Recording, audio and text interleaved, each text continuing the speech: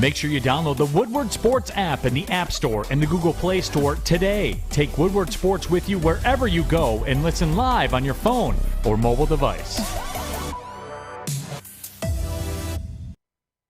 Good morning, everyone, and welcome to the Morning Woodward Show here on the Woodward Sports Network. Also featured on The Roar on 99.1, 93.5, and 94.7 HD2. Happy Friday Eve, everybody. How are we doing this morning? It's good. Draft the Cocaine Thursday. Draft the Cocaine Thursday. Both rocking the T-shirts. Check it out. Get it on the Woodward Sports Store. I couldn't wear it on the swagged out same today. day because I didn't want to look better than you guys, so I was just going to let you have No, this. these are like top of the line, top dollar, most valuable thing on the planet right now. Like, right? If you guys haven't got one, I don't know what you're doing. Head over You're to missing out. shop.woodwardsports.com. That's where you can find that. Well, you know what team was shopping around yesterday? Any guesses? Any guesses? It kind of affects the Detroit Lions. Anybody want to take a wild guess? I mean, I would The Jaguars continue their spending spree, and they are signing Arden Key, who is that coveted edge rusher out of San Francisco, former third-round pick by the Raiders, I believe. The Jaguars signed him on a one-year deal, and my question for all of you this morning, everyone in the chat, everyone at home, doesn't matter where you are, Jeff, Maddy, are the Jacksonville Jaguars still in the market for an edge rusher with the number 1 overall pick, or are you now more confident that they're going to go with the tackle, and the Lions are going to have their option of Aiden Hutchinson, Kayvon Thibodeau, Trayvon Walker, Kyle Hamilton, Malik Willis, whoever you like, I don't care, but you'll have the option. Are we on board with the idea that it's likely going to be a tackle now? I feel the same way right now than I did when they franchise tag Cam Robinson. Like they're signing a player of the same position that we all expect them to draft. It doesn't change much for me. Now it definitely puts me on high alert because we all want Aiden Hutchinson to become a Detroit Lion. I think that's all mutual, but it doesn't mean they're not going to draft Aiden Hutchinson. Arden Key is mainly an interior defensive lineman. He got majority of his sacks from the interior. Aiden can kind of complement him in a way. So it doesn't really change anything for me. He could play on the outside. Arden could be more inside. They already have Josh Allen. So in terms of a fit, it's a fit. I don't think it takes him completely out of Aiden Hutchinson. I think they probably have just as much of a chance as drafting Aiden Hutchinson kind of, as they will, an offensive tackle, because I felt the same way when they franchise tagged Cam Robinson. So at this point, Adam, I don't think anybody knows. And they haven't really spoken much from the Jags, what they're interested in. They were still one of the worst teams at getting to the quarterback in the league, despite having guys already on that D-line. So it doesn't change much for me, Adam. It really doesn't. You know what I could use this morning? Some goddamn cocaine. I swear to God. We got the itch. I think I'm turning to drugs pretty soon. Swear to God, not joking. Look at this. I support you. I love this shirt, by the way. It's awesome. I love it. I really do. It's actually pretty comfortable. I was kind of nervous. Is that going to be your outfit for our opening day? I think that's going to be my outfit when I try to sneak into Allen Park for draft night. Oh. So I'm going to dress up in a costume, and I'm going to see if I can sneak in as Martha Ford. You have some shape-shifting to do. Shape-shifting, I got to lose some height. I got to lose a lot of weight. Your whole beard. Oh, shit. All right, maybe we're not going to go with this idea. I could wear a mask, right? Like one of those yeah. look-alike, Like I the don't know. suction Whatever. cup mask. Off topic. But in my Sorry. opinion, if you're the Jacksonville Jaguars, you need to protect your franchise quarterback. Absolutely. And I'm feeling more and more confident that the Jaguars will be looking more seriously into a tackle. Will they end up taking him? I'm not sure. And if I'm the Jacksonville Jaguars, to be honest with all of you this morning, I really want to protect my franchise quarterback. But I don't want to pass up on a game-changing edge rusher. Just like if I was the Bengals last year, I want to protect Joe Burrow coming off an ACL injury.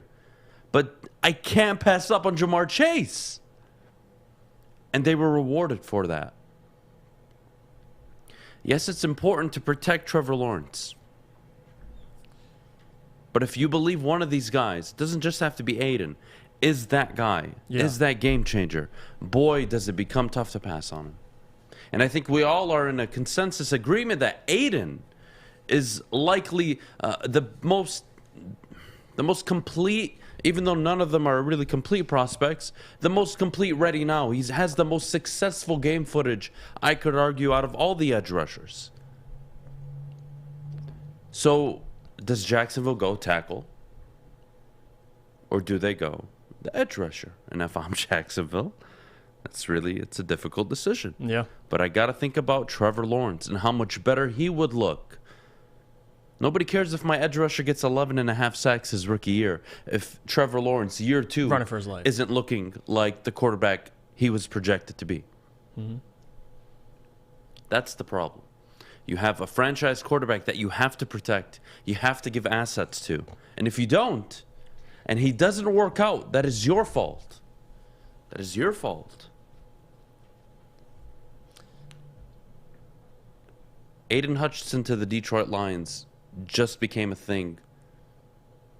I would say it became a more realistic option, a more realistic thing this morning, especially with that news coming in last night.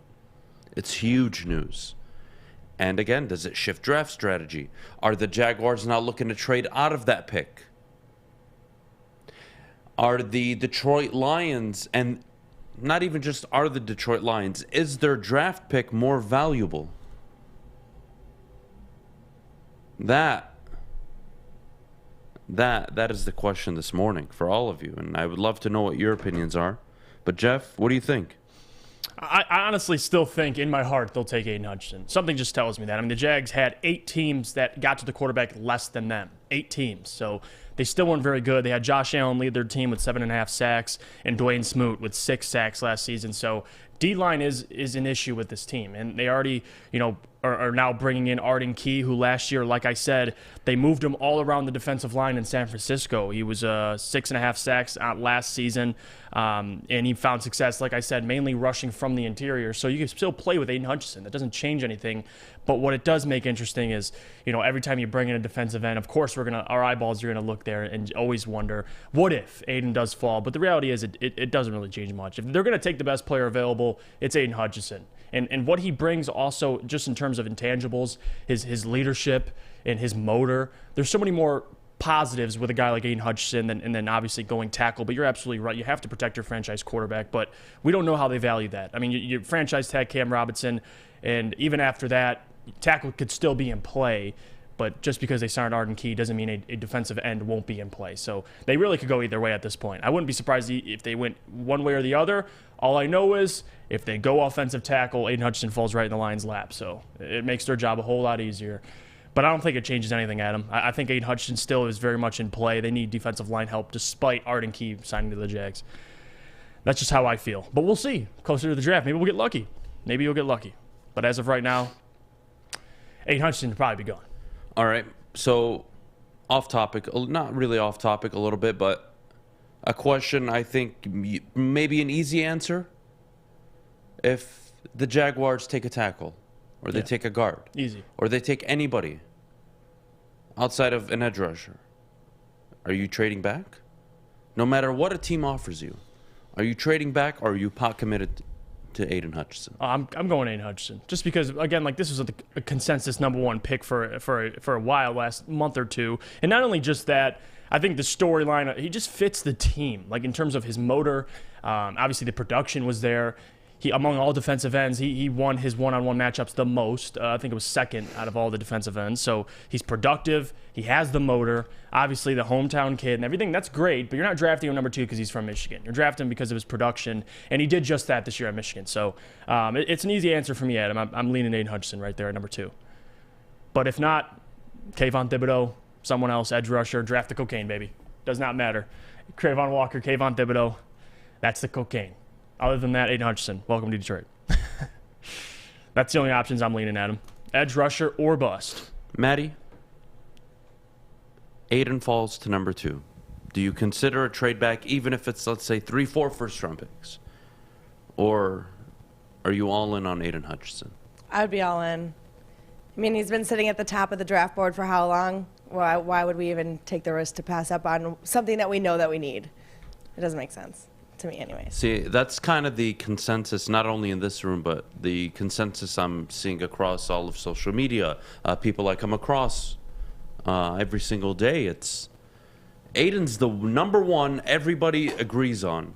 And then it's a crapshoot in terms of, well, who's going to go here? Who's going to go there? No one's really sure. But everyone knows that Adham's the guy.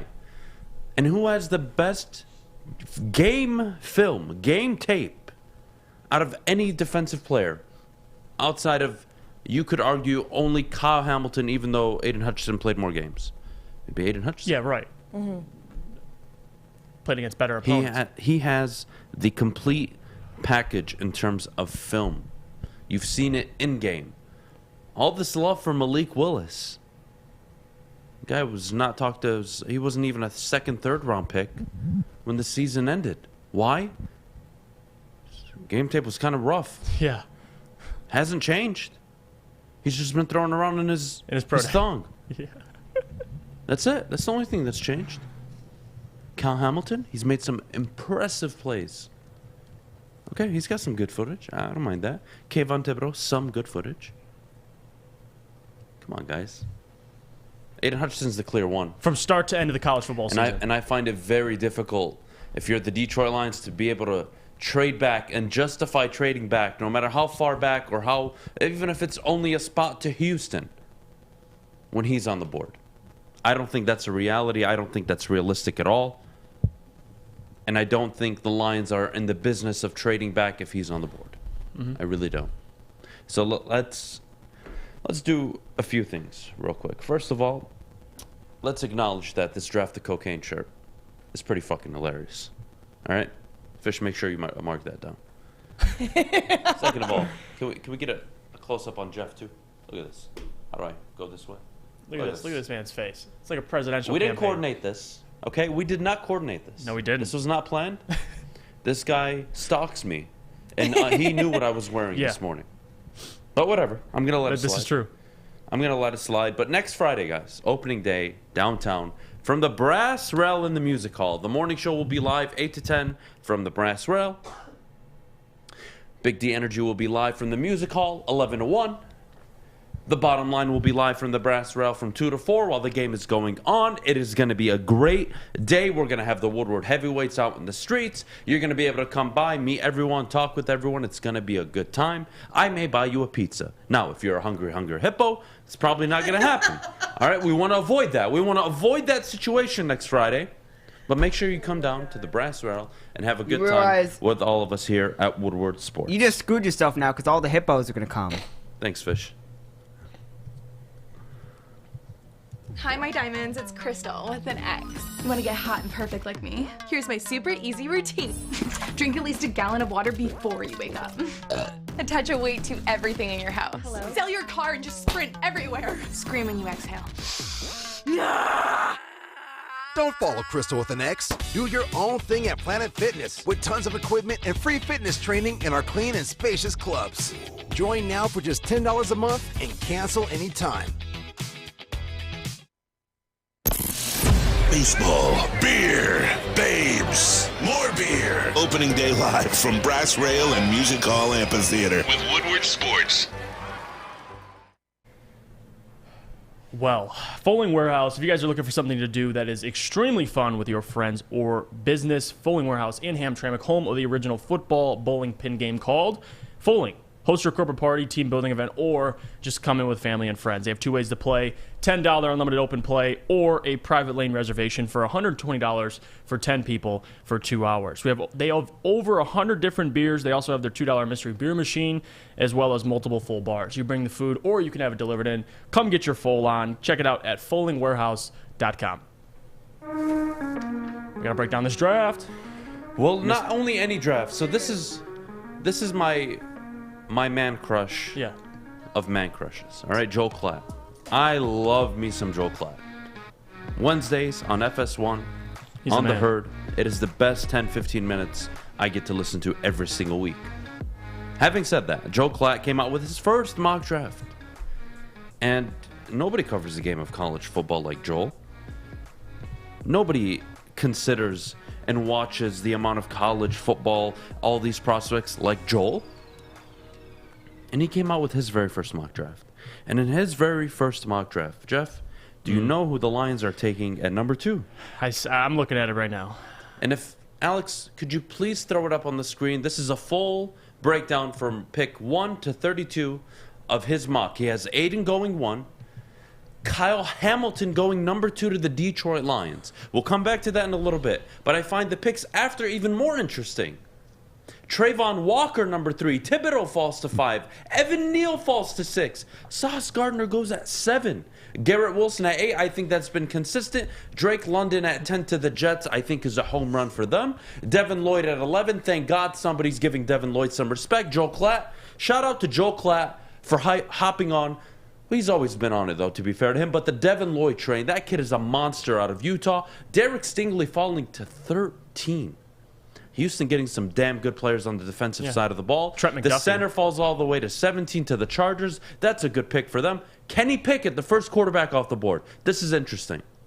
The first quarterback off the board, Kenny Pickett, goes to the Pittsburgh Steelers. He's attended what university? The University of Pittsburgh. Yeah, hometown kid. Jameson Williams to the Packers. I think we all expect them to go up in the draft and take a wide receiver. They get Jordan Davis later on. And now everything comes full circle for the Detroit Lions. At number 32, the Detroit Lions select Malik Willis. Now, Alex, if you may, please. The Lions walking away in the first round with Kyle Hamilton and Malik Willis is fascinating. And let's just take this at face value. And I know a lot of you are saying, why is Ajabo at 14?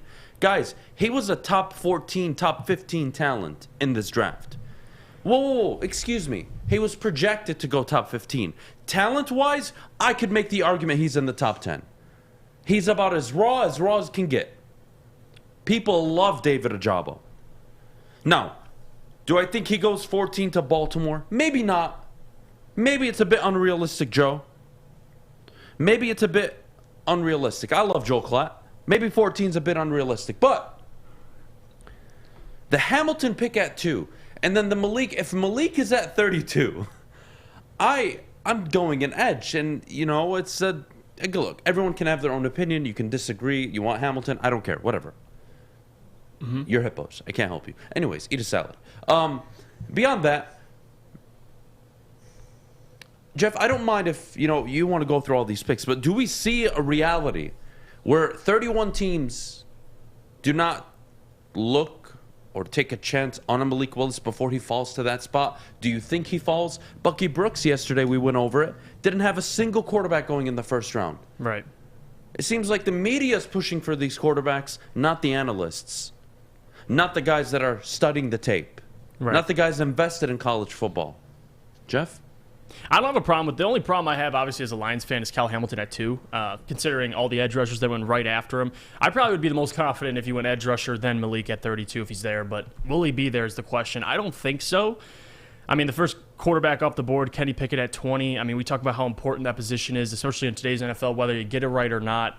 Teams are still going to reach. Now, what team would I see reaching? I'm surprised. I mean, New Orleans went Chris Olave at 18. I could honestly see them going to quarterback as well if they fall in love with Kenny Pickett. But again, what do I know? Obviously, Joel Klatt, all these mock drafts. You saw the one with obviously already Bucky Brooks not having a quarterback in the first round. So this changes things. It does.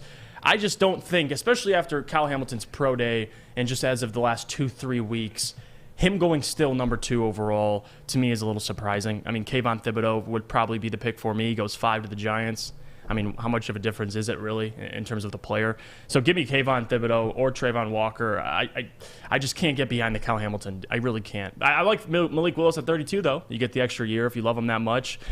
At least you're not, wasting your second overall pick on him, but it is what it is. So, I can't go safety, though, at 2. I understand. And look, I don't want to get into the Kyle Hamilton at number 2 thing. It's whatever. It's Joel Klatt's mock draft. I'm not overly worried about it. I'm not overly concerned about how this plays out. But I find it interesting that the media, Yeah. the beat writers, they're all craving and admiring a quarterback, and it's the Bucky Brooks of the world, the Joel Klatts, the Mike Rennans. There are tons of guys who are saying, whoa, whoa, whoa. Can we take a chill pill here? We don't have enough game film of this quarterback being successful in college. Why are we talking about him as the number 2 overall pick? And again, teams do crazy stuff. And this is why I always say it. Draft the cocaine. You draft the cocaine. They didn't do that. If I want to do... Guys, this is not hard. I swear, I feel like I'm talking to kindergartners sometimes. All right? Look, I don't care what you do with your life. Do you. But if I want to do a line of coke, can I do it right now? Is it physically possible for me to do a line of blow right now? I'm asking a question. No. I mean, are you talking Maddy? about with Joe Klatt's draft? No. Yes or no? No. Fish, can I do blow on this table right now? Oh, my God. Do you have blow? Please, no. We're getting there. Fish, Abe? can I do blow on this table right Sure, now? if you wanted to. Anything's possible if you. How? I don't have it. I don't have it. Fish, So until I have the cocaine on the table, I can't do it. Drafting Kyle Hamilton, to me, is drafting some low-graded cocaine. Yeah. I'm interested in the high-end stuff. laced. I'm interested in the stuff where It's I look laced. at Maddy and I think I'm interested in the cocaine when I look at Maddy, she kind of looks like Jeff now. Wow. That's the kind of stuff I'm You into. start tripping. That's the kind of stuff I want. High-end shit. I make my point. No, you made your point. You need the cocaine. That being edge rusher. I don't know. There's no blow on the table. I can't do it. So go get it. The Jaguars got their blow. And you know what? To be honest with you, we're going to change the definition of blow. Oh, no. Blow now means quarterback or edge rusher. For the Detroit Lions, it means quarterback or edge rusher. So they take Malik. They're still Look, drafting if they the take cocaine. Malik Willis at 2, they're drafting cocaine, right? Because you need a quarterback to win in the NFL. You're right. Even though, again, I don't have to agree with it, right? Right. But I can at least understand it because we all know how important it is to hit on the quarterback. And Detroit Lions fans should know this better than anybody because you had Matthew Stafford for 12 years. You had a franchise guy. You were never able to solve the puzzle around him, right? Now you're starting to have confidence in this GM. You believe this head coach possibly can be very good. And if that's the case, you bring in a young rookie quarterback, you have the potential to be one of the top teams. Again, Aiden Hutchinson, any other edge rusher, we're talking high-tier blow right now. Malik Willis, top-tier blow. Some real stuff. Yeah. When you sniff it, you shake your head how good it is. And then, of course, there's the low-grade stuff. Taking a Jordan Davis. Taking another tackle this year. Taking, I don't know, let me think, Kyle Hamilton. A corner. A receiver at 2. It's not this year. It's just not the year for it. So, do it with me. Plug one nose. My God. You got the line. Follow along, Do kids. the line with me. And let's improve this football team. Did I make myself clear? Yes. I did. Yes, sure. It's coffee. It was a great tutorial. I mean, We're not there yet. That's soon. That's breaking in the summer. Let's not spoil that. We're definitely doing Crystal in the summer. Not now. Wow. wait, what? It's a long story, Jeff. Yeah, that's All right. fine. Listen. I don't want to ask. Don't worry about it. Listen, guys. I'm not going to tell you what you have to do. I But can't you're tell telling you- us what we have to I do. can't tell you to do anything. I really can't. Any of you. Any of you watching, listening, Maddy, Jeff, Fish, I can't tell you guys what to do or what opinion to have. All I can tell you is life is that simple sometimes. You laugh, you want to joke, it doesn't matter. I don't care. Do you see any white lines on this microphone? No, you don't. That means I do not have cocaine available to me right now. And if I'm a drug addict, or I'm just a guy that enjoys it, I'd want cocaine. Is that correct? Well, if I don't have it, how am I supposed to do it? It's literally that simple. You can apply this anywhere. It doesn't have to just be cocaine. Guys, will you eat a banana if it's not peeled? No, you wouldn't. Right now you have a banana, Detroit. You need to peel it. I don't know if you're into eating the peel. That's kind of weird. That's a you thing. But I'm not. You got to unpeel the banana. If you're a nerd like me and you don't like the seeds in a watermelon, you take out the seeds in the watermelon. I don't think that's a nerd. Am I making my point here, or am I just like losing all of you right now? You guys are pretty lost. No, listen, Sheila Ford, just peel your banana. Well, you gotta call her Sheila Hemp now. It's not Ford anymore. Sheila Hemp, peel your banana. Change your name for a reason, which I don't think that's get the gonna help. watermelon seeds out. But guys, I don't care what you want to do in life. You want to be a rock star? Go get a guitar. Until you have a guitar, you can't be anything. Want to be a good football team? Get an edge rusher. You know, get better players. Yeah.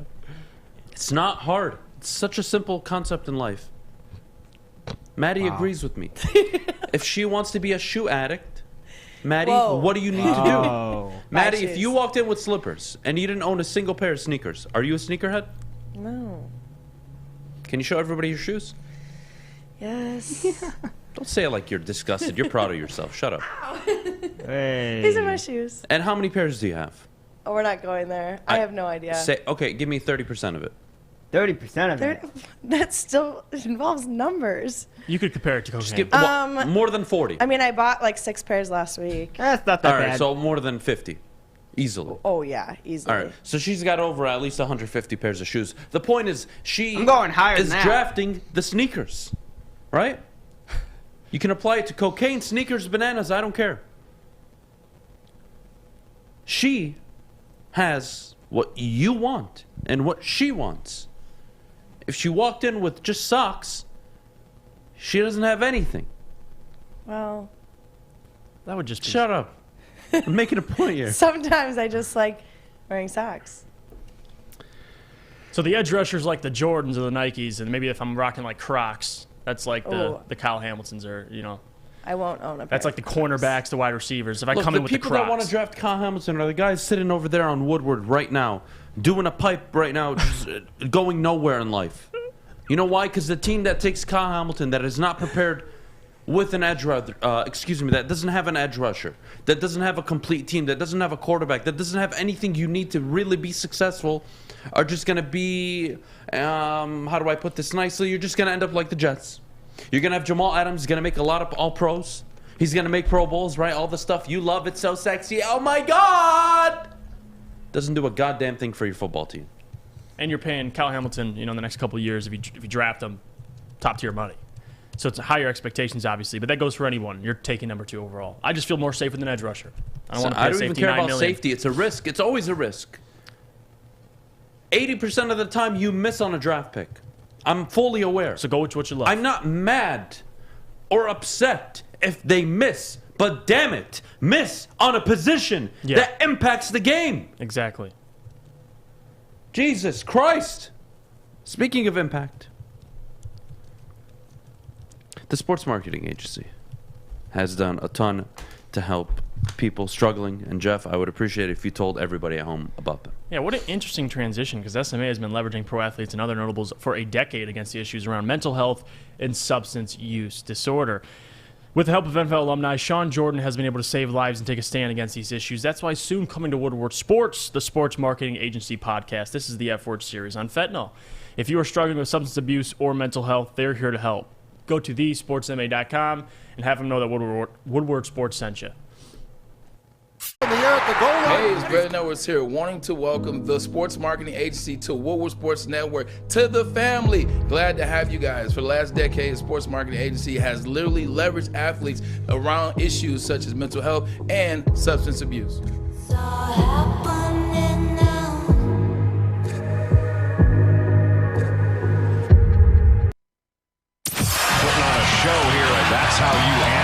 We love our sports. We just wish they'd love us back. Detroit sports for Detroit sports fans. Woodward Sports. Welcome back. Thanks for joining us on the Morning Woodward Show here on the Woodward Sports Network. As we got to get into some Pistons. Kevin Durant became, got some respect in Detroit, I think, yesterday. Or was that 2 days ago now? It would be 2 days ago. 2 days ago now. Talking about Cade Cunningham. Yes. And listen, and it isn't even just Kevin Durant, DeMar DeRozan as well.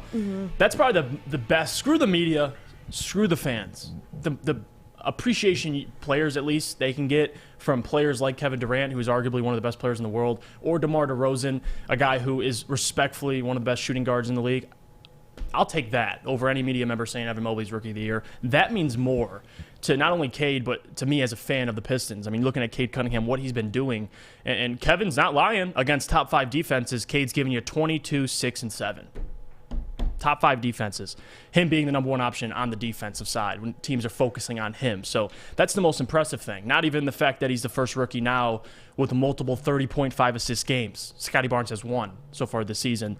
And it's honestly, it's... Can we clarify that, though? Because all the media outlets reported that Cade was the first to do it since Scotty Barnes. That's not true. Cade did it back in January when he put up 34, 8, and 8. Facts. So all you Toronto Raptors fans, don't at me. Shut the hell up. You were fucked like a rag doll for 1 year. You got a ring. You ended up being pregnant. The guy that was one night standed, you ended up leaving the country. Congratulations.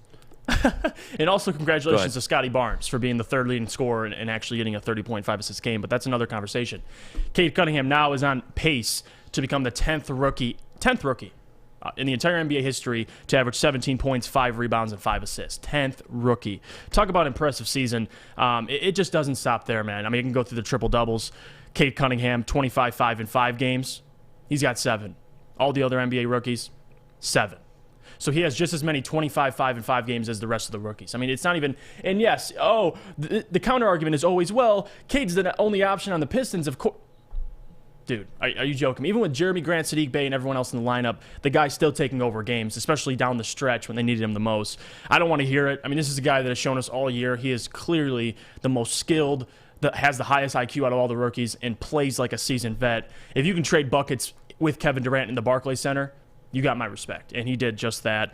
I'm happy to have him. Honestly, at this point, I'm kind of moving to the point where so much energy is being wasted trying to pitch the Cade Cunningham Rookie of the Year campaign, but at the same time, when the NBA releases a rookie power rankings yesterday and still has him number 2 overall, I can't help you. If you guys, media members, people who work for the NBA, aren't seeing what we're seeing, I can't help them. I really can't, because apparently NBA superstars can see it. So that's all I'm concerned about, Adam. I really am. This is a guy who's been clutch all year. He's been consistent. Like Cade said himself, this isn't rookie of the first 3 weeks. It's rookie of the year. And if we're talking about the entire year, Cade's been the guy. No question about it. Shout out to KD, by the way. Yeah, shout out to KD. That was awesome. Respect. You see the question they asked him about game Detroit? Game respects game. And he talked about, they're like, you gave up 120 points to a team like the Pistons? He's like, a team like the Pistons? What are you talking about? He's like, that team is got dogs. Marvin Bagley. Yeah, like they got a Cade 6'7" point guard. Like, yeah. The media. It's really cool to see him talk about the Pistons like that, because we know in Detroit we don't get a whole lot of cred. So Ever. That is a real thing. That's real. Even when the Pistons won the 2004 championship, what was the conversation we were having? Shaq and Kobe. Mm-hmm. How did they blow the finals? Where did this Pistons team come from? Even though they were historically great on defense. Nobody ever talks about the 04 Pistons. It's always the Lakers and not getting the job done. That's national media. That's just how it is. Yeah. And, the Tigers gave us some great moments and got to multiple World Series in the last 20 years, but, we don't win them. That sucks. But at least in baseball, the Tigers were given the respect by the baseball outlets, the baseball credentialed media. And in the NHL, it's Hockey Town, and they always got their respect. So it's always been the Pistons, oddly enough, and the Lions. But the Pistons have more championships than the Tigers have World Series. Isn't that correct? Or am I wrong in saying that? Can somebody fact check me, please? But the Pistons are home to some of the greatest basketball players. Do I even have to remind you?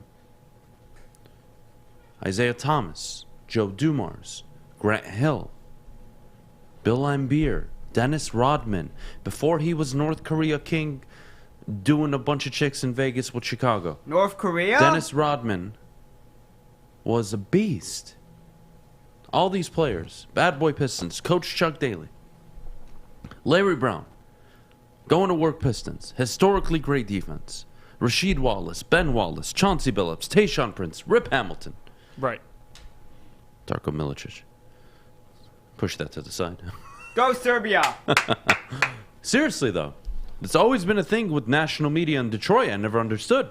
Yeah. And if you're... Okay, so the Tigers do have 4 World Series. Thank you, guys. I'm sorry. So, for some reason, I think 84 is the only one. I'm sorry, I'm not Maz. I wasn't born in 1952. Anyways, beyond the point. Beyond the point. With Cade, it's like, my question, all of you, is, am I seeing something you're not, or people are not, or am I biased? Because I'm seeing 23, 7, and 7 a night from a rookie for the last month and a half. And I'm seeing all these other rookies have a nice night and then go like 5-6 games doing average. You know what else I see, and too? Evan Mobley's not even doing a double-double, and he's 7 feet. Come on. Yeah. Dude's what, 13 and 8 right now? That's the rookie of the year? Well, this dude's 23, 7, and 7 over the last month, and is probably going to finish the season upwards of 18.3, 18.5 points a game, 6-7 assists, 6-7 rebounds. Kick rocks. Yeah. It's so obvious. And I honestly think, like I've said this before, I think it goes back to the Detroit narrative. Like, they're not winning, so there goes that. And I think that's a lot of the reason why Mobley's been number 1 for however long he's been there. But it's the Matthew Stafford thing, right? Nobody ever gave Matthew Stafford credit where credit was due because we didn't win. Of course. And so nobody ever looked at him. But it's the odd thing that the Pistons have won. Yeah. And they still... The Tigers, I don't want to talk about the Tigers, but, you know, the Lions, they are the outlier because they've never had true success. But all the other franchises in this town are historically great and have historically had some of the greatest players ever in their sport. Gordie Howe, Al Kaline, Miguel Cabrera, Steve Yzerman. Come on. It's just not a thing across the board. Yeah. The Lions have had Barry Sanders, Calvin Johnson, Matthews. Okay, fine. But in football, you got to win hardware, divisions, Super Bowls. Yeah. Can't not do that. So with Cade, his time will come. And even if he doesn't win Rookie of the Year, whatever. Nobody redrafts this NBA draft and doesn't take Cade number 1. Absolutely. And I think people, especially in the NBA media, you have to look at situation. And that's what pisses me off. I mean, Scotty Barnes is the 5th leading scorer on his team. Evan Mobley is the 4th leading scorer on his team. To me, this matters, especially with Rookie of the Year race. I get it. Yes, they have better teammates, but shouldn't that also be a detriment to them? Because Cade Cunningham has so much more responsibility for the Pistons. Again, who am I to think like that? But that's just me thinking logically. If Cade Cunningham's playing with 4 other guys that are averaging more points than him, I mean, he's going to be more efficient. He's going to put up more assists. Like, things change, and people don't understand that. Like, Cade has more on his shoulders, so of course, if your only argument for Cade not winning the Rookie of the Year is efficiency, well, too bad. When you're the number 1 option on your team, efficiency is going to go down. That's the reality of it. So I just think it's hilarious, Adam. I mean, if a guy who's the 4th leading scorer on his team wants to win Rookie of the Year and they give it to him, go ahead, do it. The only award that should dictate record is MVP. Coach of the Year and MVP. Bingo. Unless you're a coach who took a 13 and 69 ball club and you guys went not 60, but let's say 54 and 28. Whoa, how the hell did they do that? Coach must be really good, right? Right. That's the only way. Even if you don't finish with the top record. But it's usually the guys with the 1-2 seeds that are winning Coach of the Years. Rookie's the player. Rookie is the individual. Yeah. There's not been an individual player playing at the level of Cade Cunningham all season. Don't at me. Don't at me with Evan Mobley. Don't at me with Scotty Barnes. It's just not the same. And you know what? Yeah, okay, fine. I do a show in Detroit. Fine. Fan of the Pistons. Fine.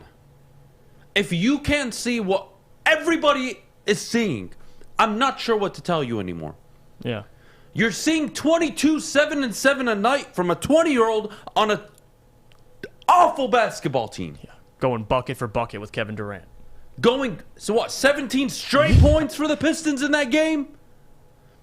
Misses what, the entire second quarter? 34 points in 32 minutes. Only gets to the free throw line 3 times. Yeah, at me. Why don't you? You dumbasses.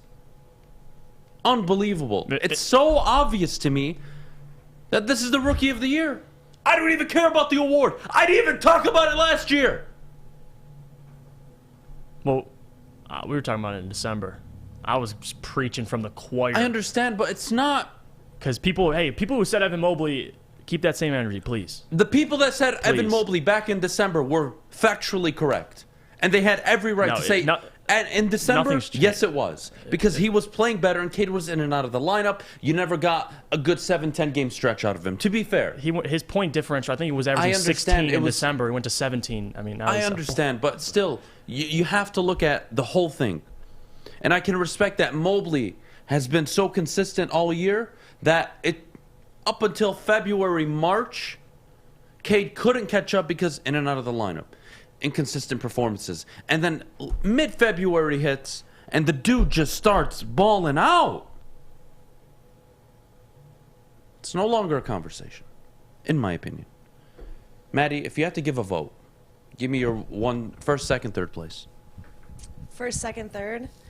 Well, Cade Cunningham is first. Mm-hmm. I don't even know. I mean, I guess I'd put Evan Mobley at 2. And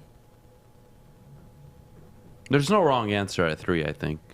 Yeah, 3 is a toss-up for me. Scotty Barnes could be Giddy, right? Jeff, I kind of want to know what... Scotty Barnes there because he has played well. I mean, he hasn't played terrible, so I'll give him that. But he's not a star to me.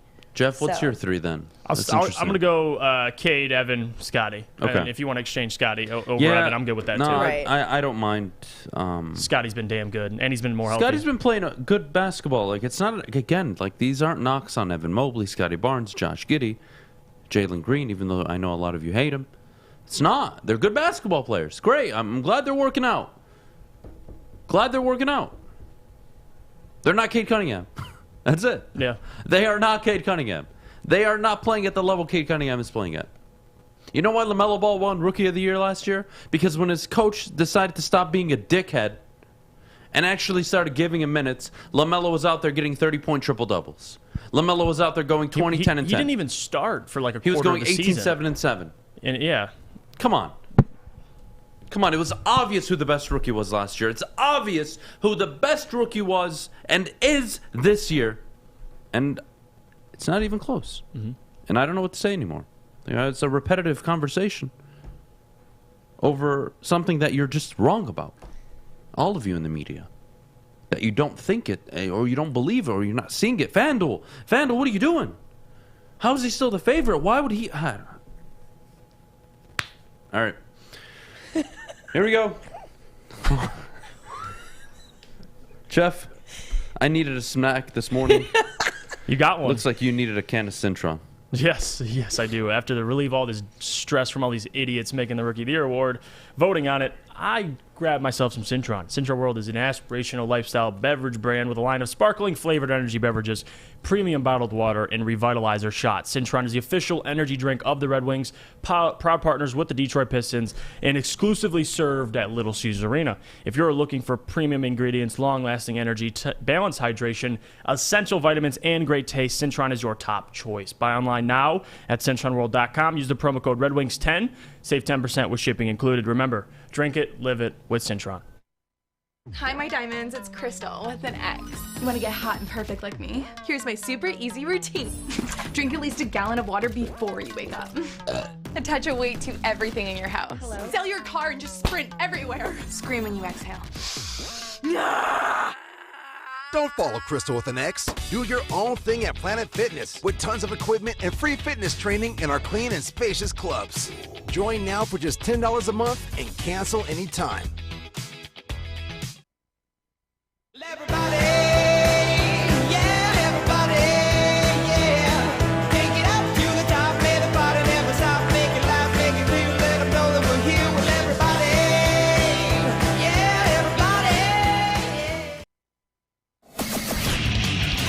Get a shot up. This is for the win. All of Detroit's sports teams live on Woodward. All of Detroit's sports coverage lives on Woodward Sports. Driving the best in Detroit sports coverage. Well, Wing Snob, guys, I know it's, again, 8:46 a.m., but who gives a damn? Wing Snob, the best fresh, juicy, hormone-free chicken. Wing Snob has the best traditional wings. Try out their signature sauces. They got the Jamaican jerk or the lemon pepper. You heard Fish over there. He's licking his lips. Wings are tossed to perfection in any sauce you so choose. When wings are this good, you're allowed to be a snob. Please, order online now at wingsnob.com. Wing Snob, they just have better wings. It's always lunchtime somewhere. It's always lunchtime somewhere. Right on, Fish. Right on. Now we got to get to some of these fan mock drafts. Absolutely obliterate them or give them praise. One of the two. Yeah, Can't wait. I don't know. I haven't seen them yet, so it's going to be a surprise to everybody, I think, this morning. excited. So we'll get the first one up. I want to say this one is from Matthew Broder. Am I correct? Yeah, Alex is agreeing with me. This is from Broder, and he traded back with the New York Giants. He takes Kayvon Thibodeau, Devin Lloyd. Interesting. He trades up to get Devin Lloyd. Falls. Interesting. Well, he traded Nick Benito at 35. Jaquan Brisker. Wow. This guy, I haven't seen this before. This is new. I haven't seen anybody trade up twice in the first round. Or back and then up, yeah. You're right. But yeah, back and then up. I haven't seen that happen yet.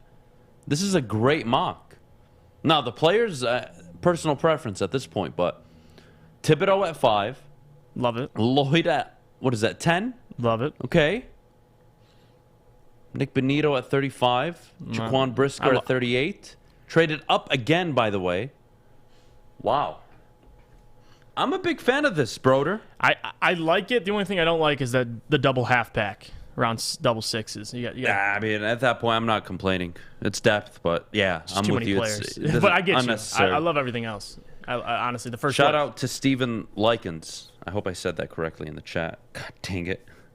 I botched his name when we did the mock drafts, too. Thanks for taking my mock the other day, of course. Thank you guys for submitting them. Alex, can we go on to the next one? The next mock we have on the board is...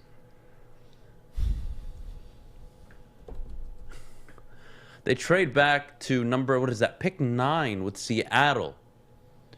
How in the hell did you get Malik Willis at 32? But look at the trade. They got... What? They got DK Metcalf, the Seattle's pick, and their 5th round pick for the number 2.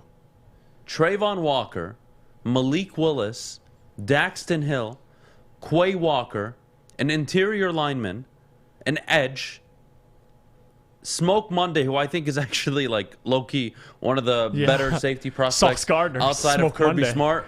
Smoke Monday. Got Justin Schaefer. Oh my God. I think this is my first ever A+ I might give here. Yeah. I might give this an A+. And you're leaving with DK Metcalf. Well, see that I don't want. I don't know how I feel about that. I would have preferred more first-round picks. Yeah, but instead of DK, maybe they're first they can next keep year. DK because you're gonna have to pay DK. This is a wide receiver market. You paid these guys now, right? This is such a good draft. Yeah, he actually nailed Shout out. And Daxton Hill, I mean, I guess he can be your safety, really. You're not drafting him as a corner. No, yeah, he's your safety. Quay Walker, you address the linebacker position, interior lineman. You get another edge rusher later on. Wow. No wide receiver. I have to say, this is the first A+ I'm giving out. Yeah. I would agree with you. Yo, that is the first A+ ever. Who did this? Show yourselves. I want to know the name. It should be associated with it, isn't it? Jay Smith. Who is it? Jay Smith. You guys liked Smith. his last one, too. Jay Smith. Jay Smith, you've been killing it. Jay Smith, you're a smart SOB. You bitch. A+. A+, Jay. Holy hell. I like it. Jay, that's some top-tier cocaine stuff right there. Multiple That's what I'm talking about. Jay gets it. Jay, you need to text me. You need to get my number. I don't know how you're going to get it. Get it from one of these people. I don't know. Email them. I don't care what you got to do. Jay, get my number. I'm going to send you a cocaine shirt. That is the best mock draft I've ever seen. Can you put it back up on the screen? I want to see it one more time. It's so goddamn good. Trayvon Walker. Somehow Malik Willis falls to 32. How? How does that happen? How does that happen? Wow. Daxton Hill at 34, okay. I'm okay with that. Quay Walker, stud. Yeah. Oh, my God. You got linebackers, you got safeties, you got edges. That's an A+. A+. You got everything. You got a Jay backup gets tight a end. cocaine shirt. Jay gets a cocaine shirt for that. 100%. Yeah, no that problem. is awesome. Jake Ferguson in the 6th. I like this. All right, let's move on to the next one, Alex, if we can. Let's see if the next one can top Jay's. I don't think it can. Good luck to whoever's up next. Can I get the name of the person as well? Smitty. D. Smitty. D. Smitty. D. Smitty takes Malik Willis, number 2 overall. Boye Mafe, number 32 overall. And then he trades out of 34, which I think is interesting. Falls back, gets Chad Muma, Christian Watson, Amari Barno back in the Brian 6th Cook. round. I like this draft. Smoke Monday. I'd give this a B+. I'd give it a B+. B. Nah. We're gonna keep going down right now. I'm not feeling this draft. I'm not. C+. Sorry. Sorry, D. I love you, man. I always in I the probably chat. would have liked if he. I mean, you traded the 34th pick for the 54th and the 127. Depending on who was there at 34, that's I don't. Maybe you don't trade, but I loved it. I liked what he got. I mean, Malik number 2. God dang, maybe that's a little too high. But Boye Mafe, Chad Muma, Christian Watson, Smoke Monday. I mean, yeah, I give this. What do you want to give this one? Like a B? Well, I B just minus? don't think they got enough for trading back 34. Yeah, that's and the if you problem. were going to trade any pick between 32 and 34, you should have traded 32 to get more value out of it. I could argue Boye Mafe could probably still be there at 34. I don't know. Yeah, this gets a C+ for me. Sorry, D. You're a good dude. But that's not it. Yeah, I like the That's first not four. it. I like believe the we 4 have picks. one more. Who are we blessed with? One from Broder. A second one from Matthew Broder. Broder, let's see what you got. All right, no trades. Kayvon Thibodeau, Leo Chenal, Jaquan Brisker, Cameron Smith, Khalil Shakir. 4 edge rushers, man. He Interesting. wasn't playing around. He drafted that cocaine at him. He went right after that cocaine. He got. I don't know how I feel about this. I I like know how I feel about this. Kayvon and Cameron Thomas. See, what I do in this situation, if I take Kayvon at number 2, is I go and grab. I wouldn't take Chanel maybe at 32. I look for a wide receiver at 32, and if I can't get a wide receiver I want, I trade out of the pick, and I try to get a future first.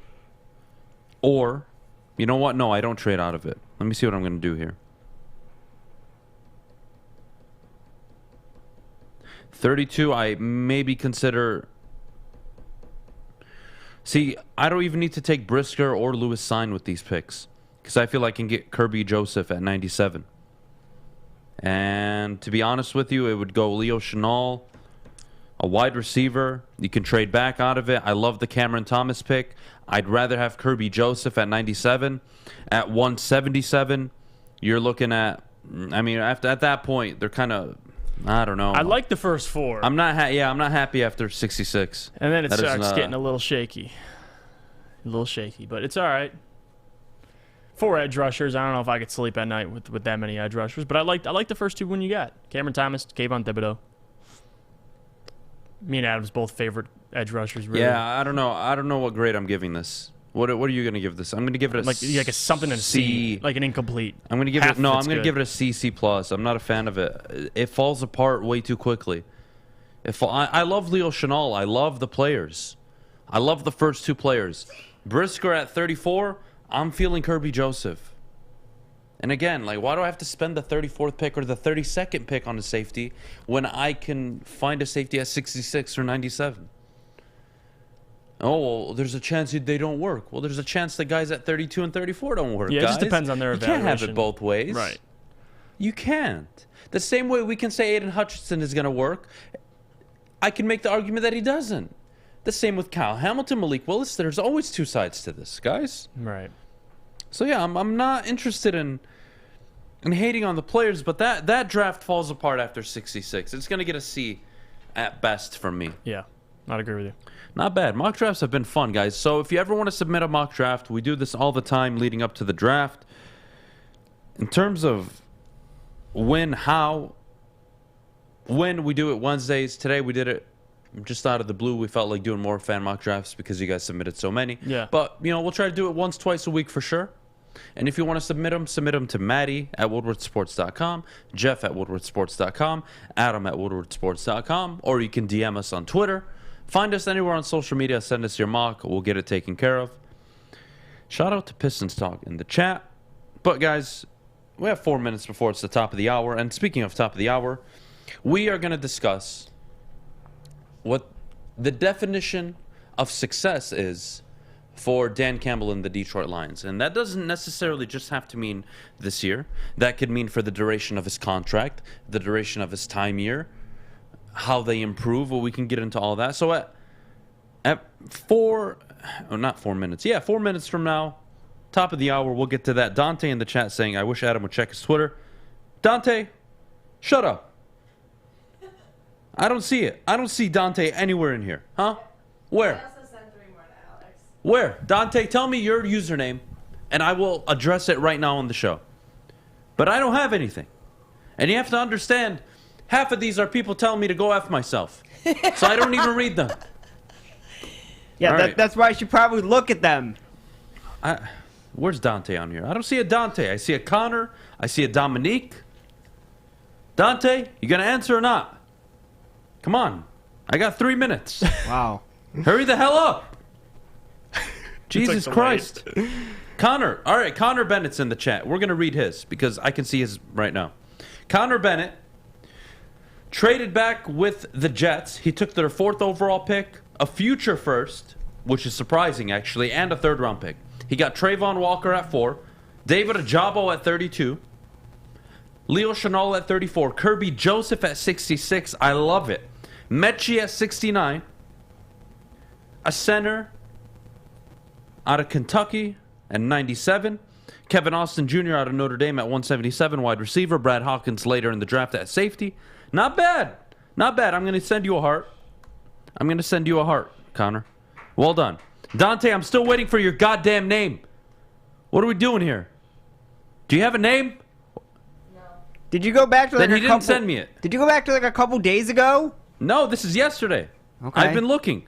The Okay. ones from a couple days ago are telling me to go F myself. Okay. Don't do that. We're not doing Dominique Davis's because he traded back way too many times and my head hurts from reading all of it. So, anyways.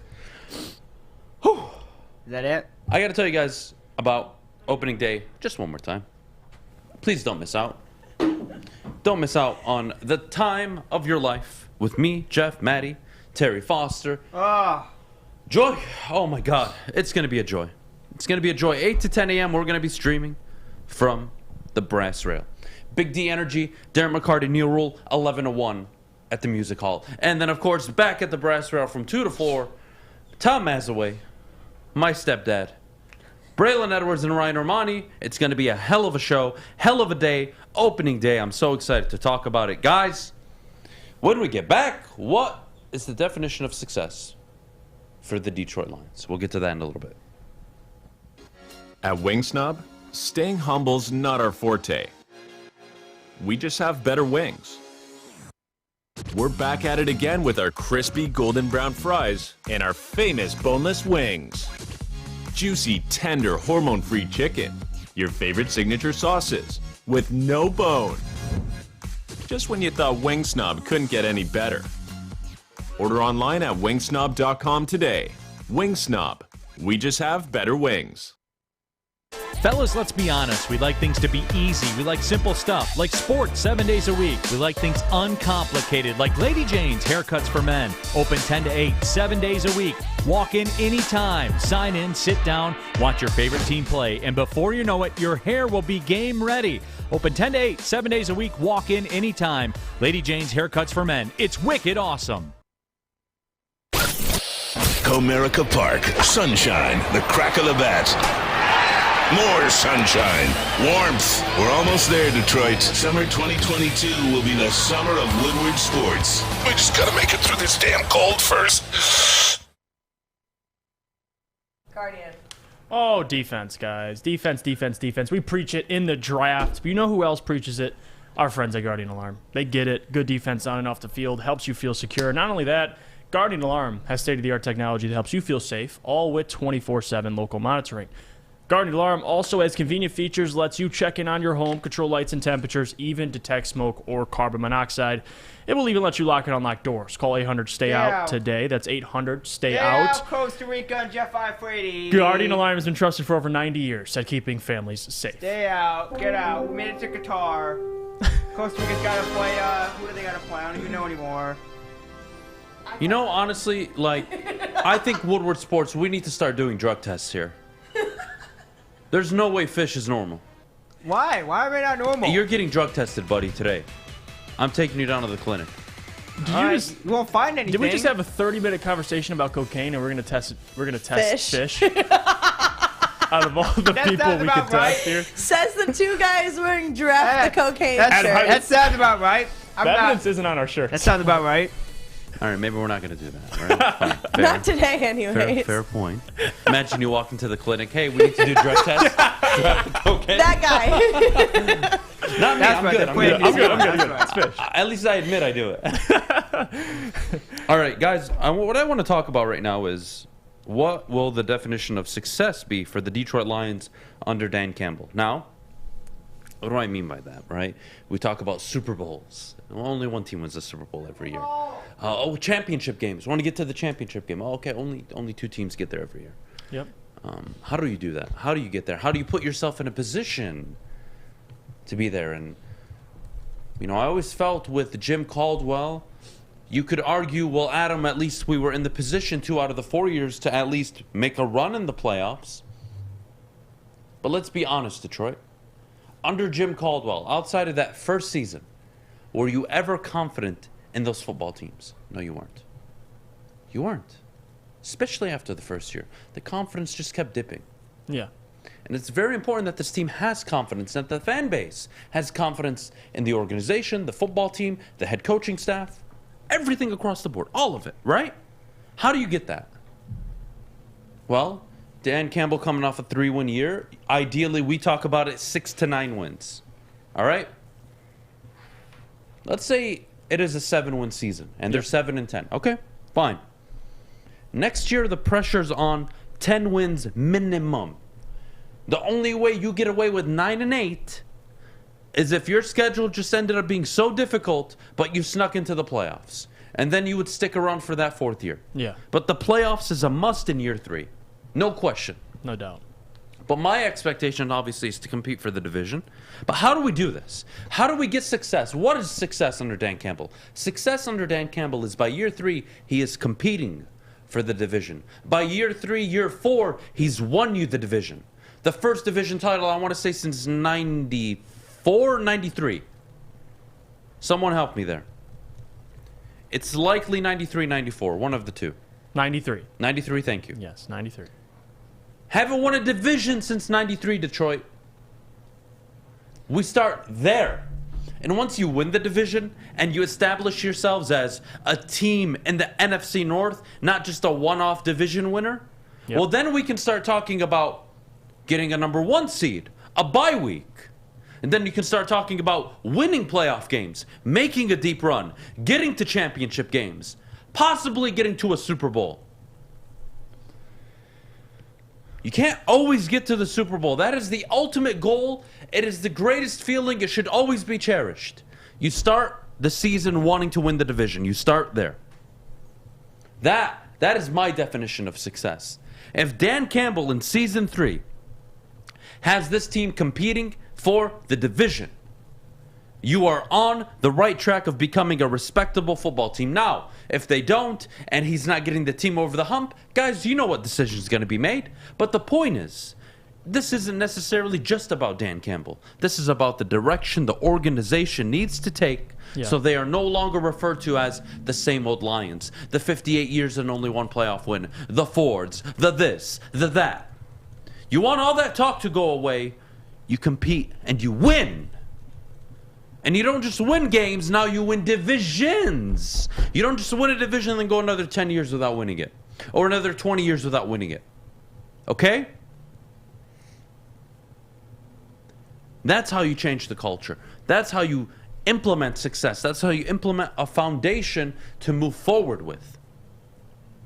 And if you do that, by year 3, well, year 4, 5, 6, 7, 8, 9, 10, however many years it goes on, you are heading in the direction of a team that can compete. Now, are the Lions more on track to become the Kansas City Chiefs pre-Patrick Mahomes? A little bit. A little bit. They could be a team that's a playoff team, a division winner next year or the year after. And you're like, oh, well, now it's just the quarterback's holding them back, right? Right. You need the quarterback. Okay, fine, go get that guy. I know it's easier said than done, but that's how the NFL works. And if you want to be a successful organization, you got to get the GM right. You got to get the head coach right. You got to get the quarterback right. Because if you don't have one of the three, you are dicked. Mm-hmm. Success comes with division titles. Success comes with competing. I don't mind if you lose playoff games. I don't mind if you lose in the championship game. I don't mind if you lose the division game. I don't mind it because it's all a process. I understand you can't win every year. But when you haven't won ever, you got to start winning. Yeah.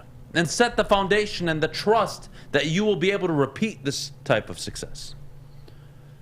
That's my definition, Jeff. That's perfect, honestly. I have it written down. Start with the division first. And for all the people saying you need a quarterback, you really don't. You have Jared Goff right now. He can win you games, and that's what we're talking about. You can be the Kansas City Chiefs before Patrick Mahomes, be a playoff team that understands we need to replace our quarterback eventually, and they did just that, and look where they are now. So I'm not saying you can be the Chiefs, but what I'm saying is if you look around the NFL, if you can win with Tannehill, if you can win with Jimmy G, if you can win with Carson Wentz, if you can win with, hell, Jalen Hurts on the Eagles, I mean, and they can get to a playoffs.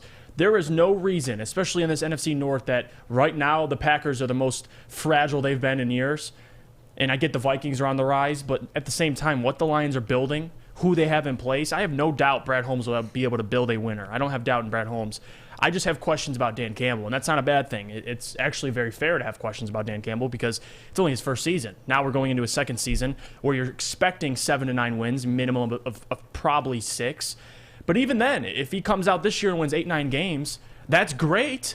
But if he comes out the third season and wins 8-9 games, we have an issue. And that's why Jim Caldwell ultimately got fired. It's 9-7, 9-7. You didn't see the direction. You didn't see the improvement. You just saw consistent mediocrity. And that's the problem with the Lions right now. If you want to eventually, hopefully, the next couple of years, you win a playoff game, that's the goal, a home playoff game.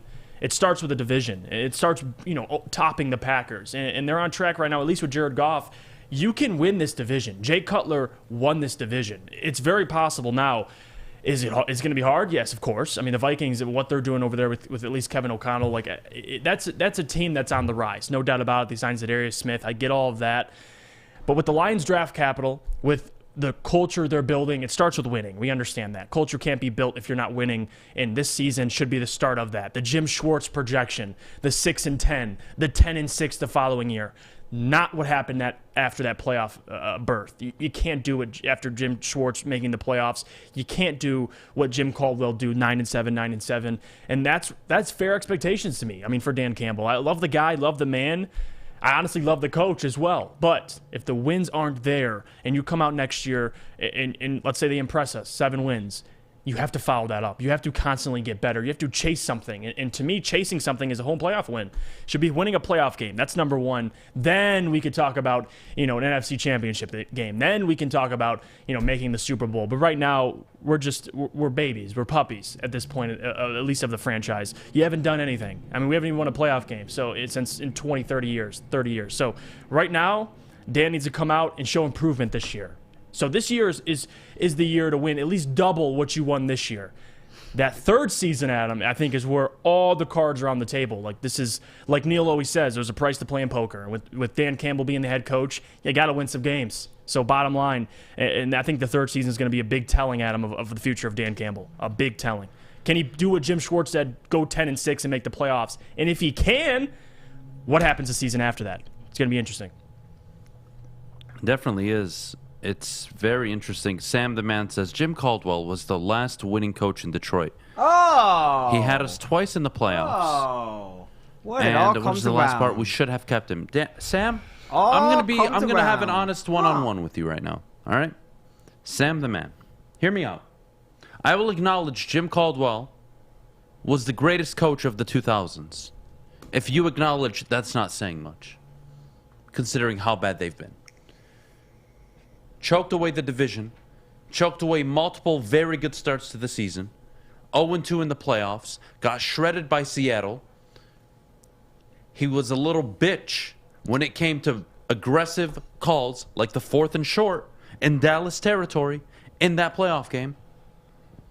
He was very conservative as a head coach, very quiet as a head coach.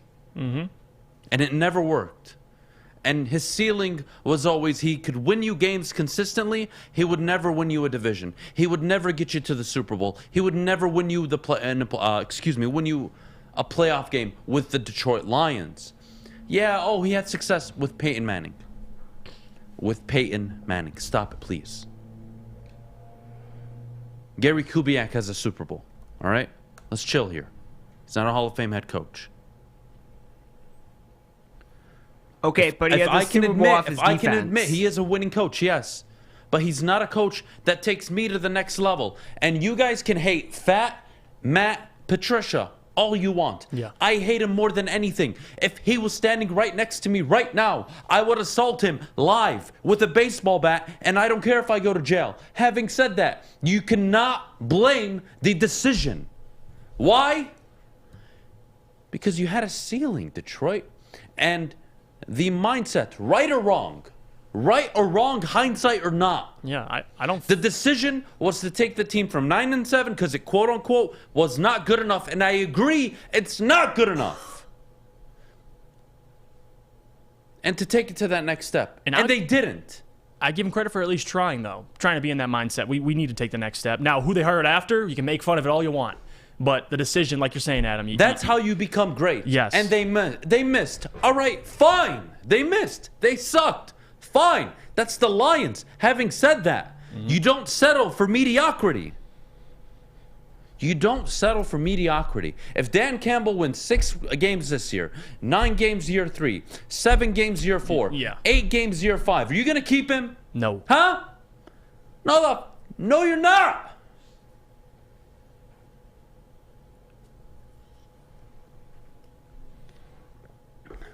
Maddie's just laughing.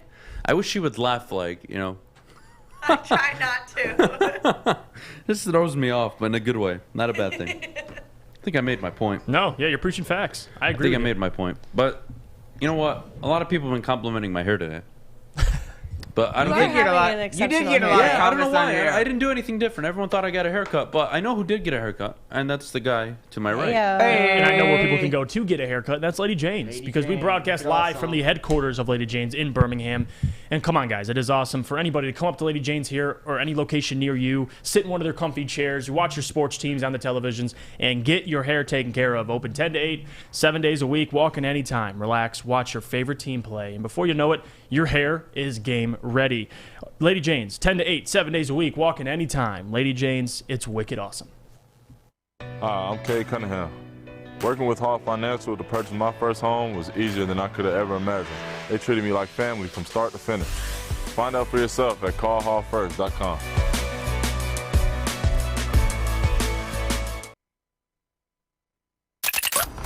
Detroit, you've been waiting.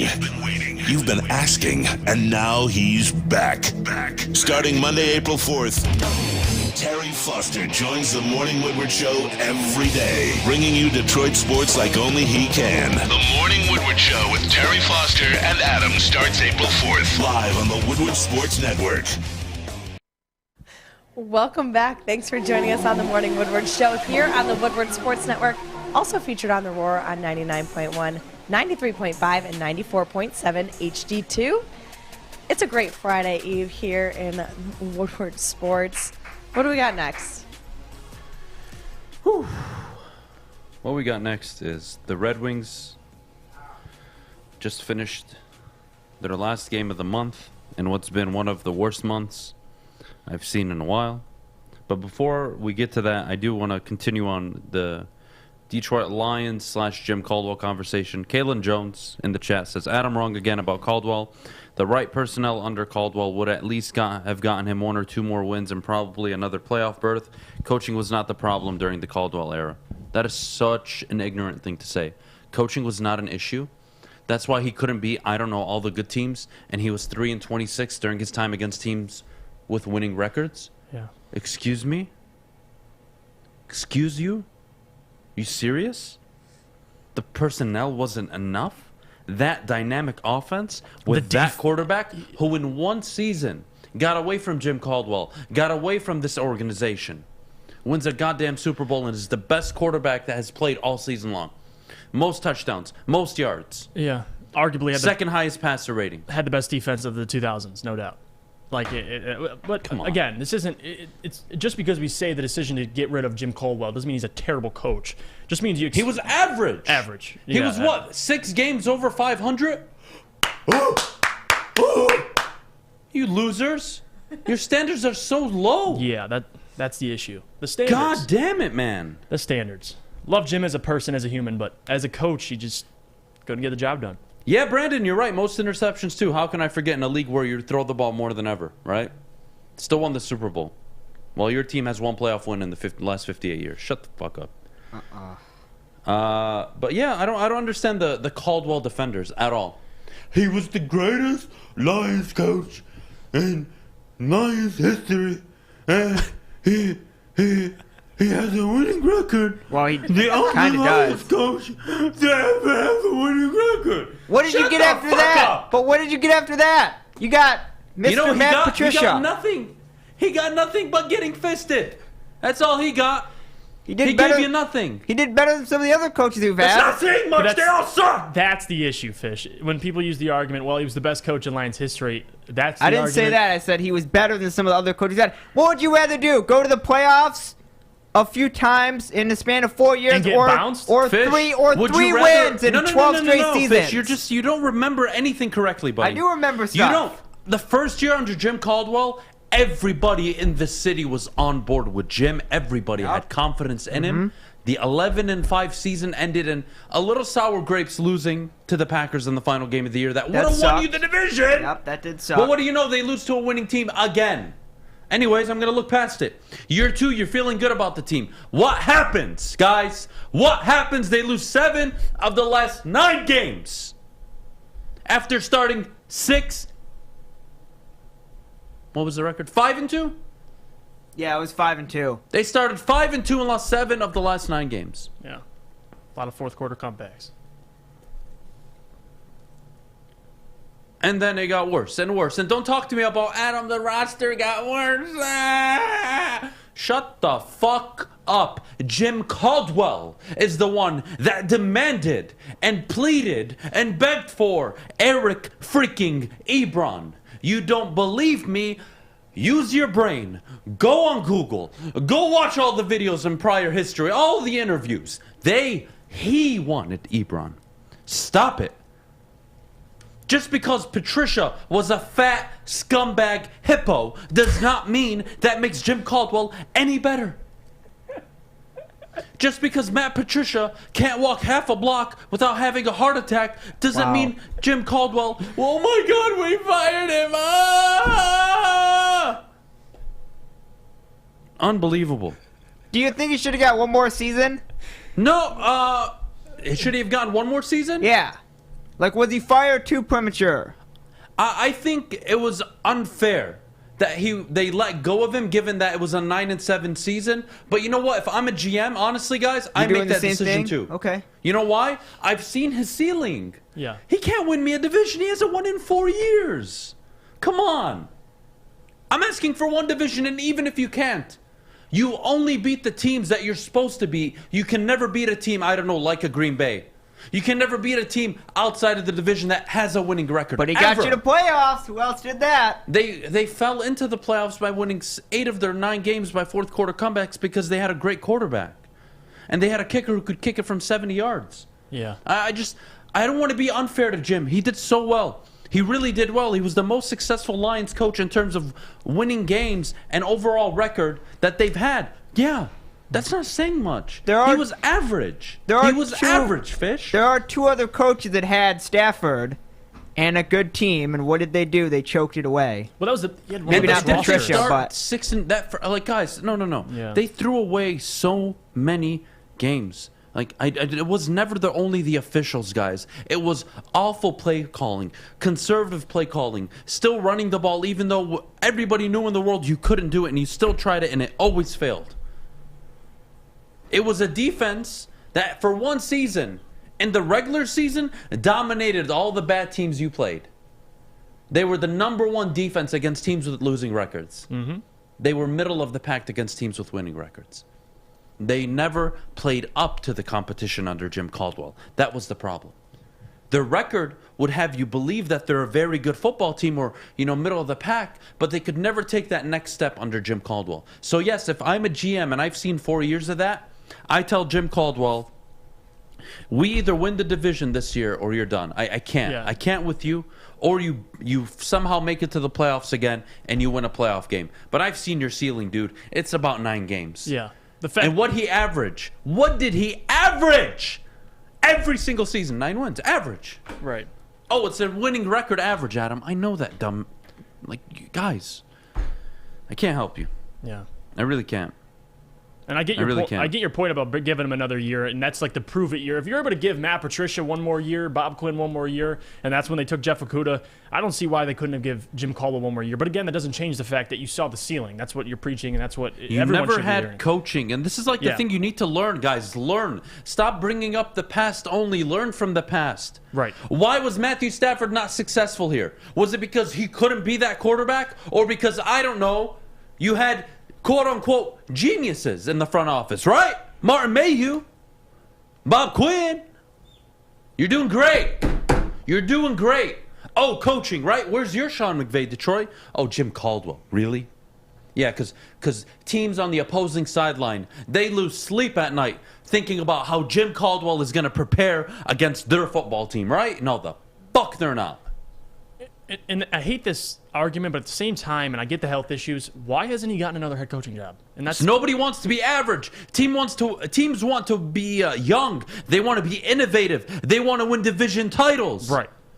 They want their quarterbacks to take the next step.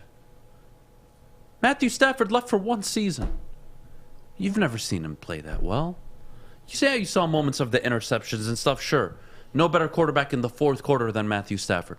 The guy who won all those 4th quarter comebacks. The guy that threw for over 6,000 yards this year in total in the playoffs and regular season included.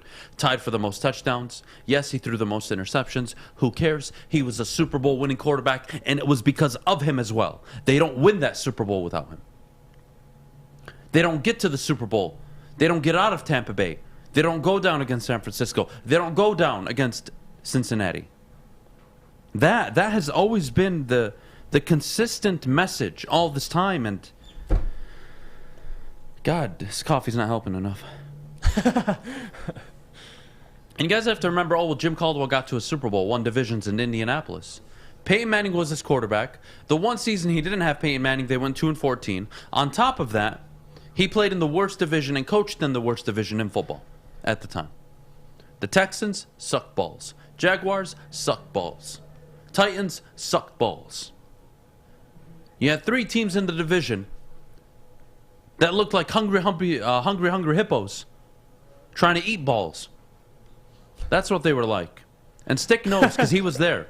He was there the night we were attacked. We were attacked by freaking hippos. And it was the most terrifying thing I've ever experienced in my life. All of Fifth Avenue was shaking. Near-death experience. Near-death experience. I've never had a scary moment in my life. I'm glad that I experienced it and don't remember. You were pretty drunk. In all fairness, there were a lot of hot chicks there, too. There were. I got to be honest. Yeah, but they sent the hot one. Oh, yeah, no, they sandbagged. They sandbagged. But they were coming over to the heavyweights, though, so I think they were matching pound for pound. It's a fair point. That's a fair point. You guys, you have to understand, building structures aren't meant to have that amount of hippos in one small radius together. What if the ground caved in? There's so many health hazards. It's called a sinkhole, Adam. And then, I told you guys, we only bought 2 pizzas. If I knew the hippos were coming to the table, I would have bought 2 for each one. I mean, for the record, you would have had to buy me a whole pizza, so. That's very true. Point stands. That division filled with hippos. So your point still stands. Anyways. Your point still stands. Anyways, look. We'll take We'll take a minute to breathe, all right? We'll calm down, get the show back on track. We got to talk about the Wings last night. We got to preview the Pistons tonight. We'll get to that around, 9:27-ish, so in about a minute or two. Yes. Whenever we feel damn. like it. But damn. Deep breaths. Get the line of cocaine. Let's get back on track, people. Let's get back on track. Yeah, skip the cocaine. Just tell me about Gypsy Vodka. Oh, I'll tell you about Gypsy Vodka, the smoothest and best tasting vodka on the market. It's Michigan's vodka. It's gluten-free, and it's locally owned and operated up in Petoskey, Michigan. Guys, supporting local is the thing to do, and it's the thing I love most about Michigan is the community and how they support local. So make sure you check out Gypsy Vodka. Ask for the bottle by the name of Gypsy, and as always, drink responsibly. 6 dark corners, a driveway and a patio, 5 windows that could become doors. Every house has unique security challenges. Guardian Alarm has more tech, more team, and more ways to help keep them all safe. Get a professionally designed and installed security and smart home system from Guardian Alarm. Sign up today and get a free video device. Guardian Alarm. Smart, right from the start. Call 1-800-STAY-OUT. Make sure you download the Woodward Sports app in the App Store and the Google Play Store today. Take Woodward Sports with you wherever you go and listen live on your phone or mobile device.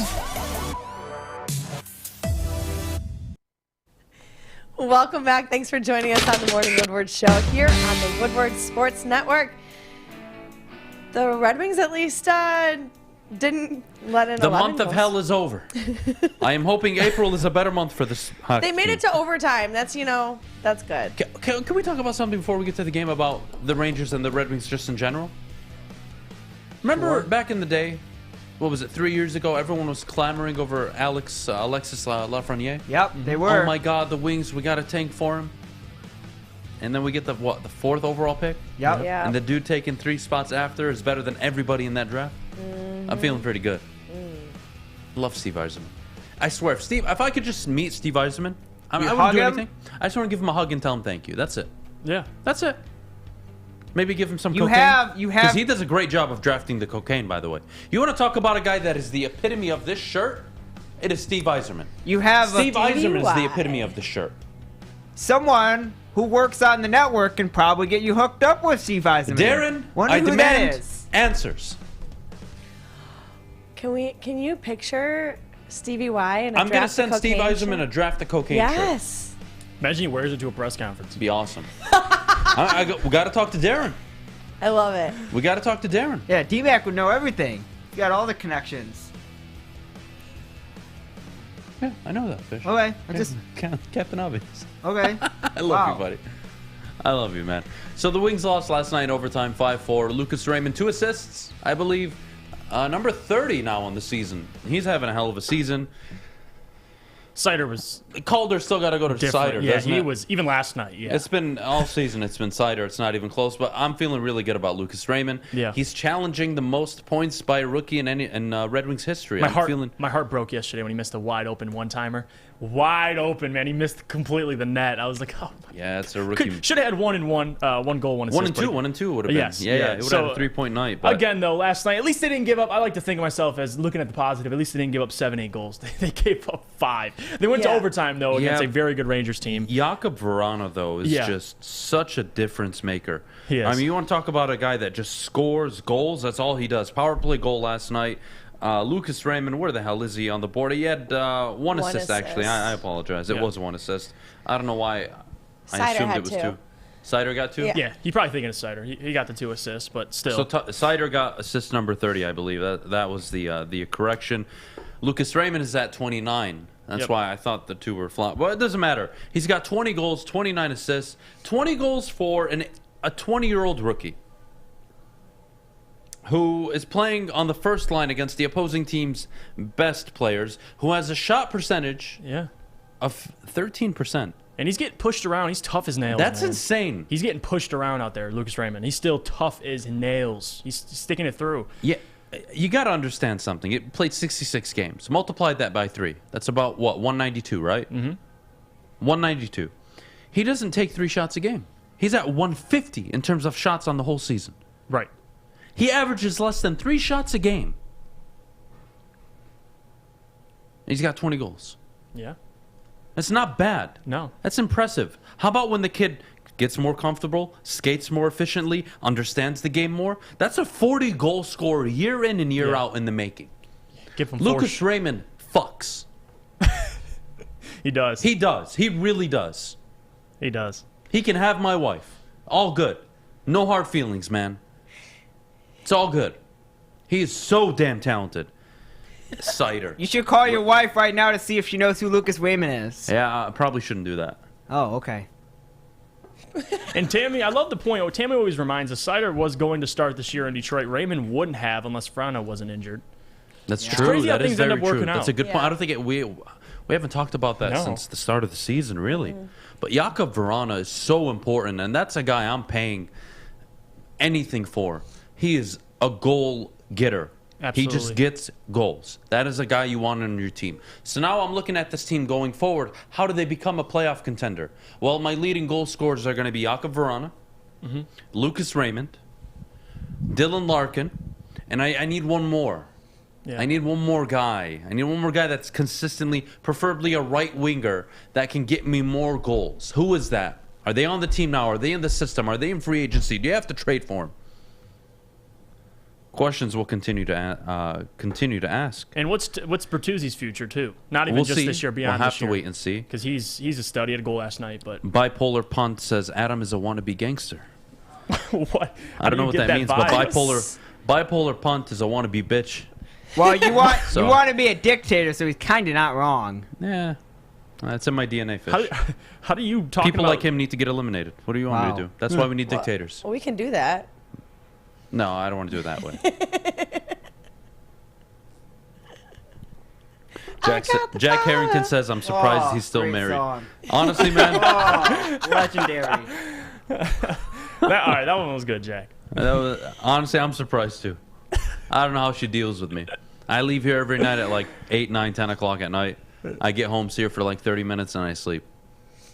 That's all she gets out of me, like 30 minutes a day. I mean, does she need more than that? Hey, give her some credit. Does she need more than that? You're a lot. I think you get it all out here, though. Like, when you go home, I feel like you're, like, calm. Don't defend him. What are you at? Maybe Adam at home. Grab the cocaine. Who knows what he's like, but no, he chills out. No, I'm just, I guess Just normal. Normal would be the... It's a good guy. I just, I drink tea with her every What do night. you, Sit down on the couch. People imagine you just at home arguing about Jim Caldwell with your wife. This guy's a normal dude. Honey, you don't understand.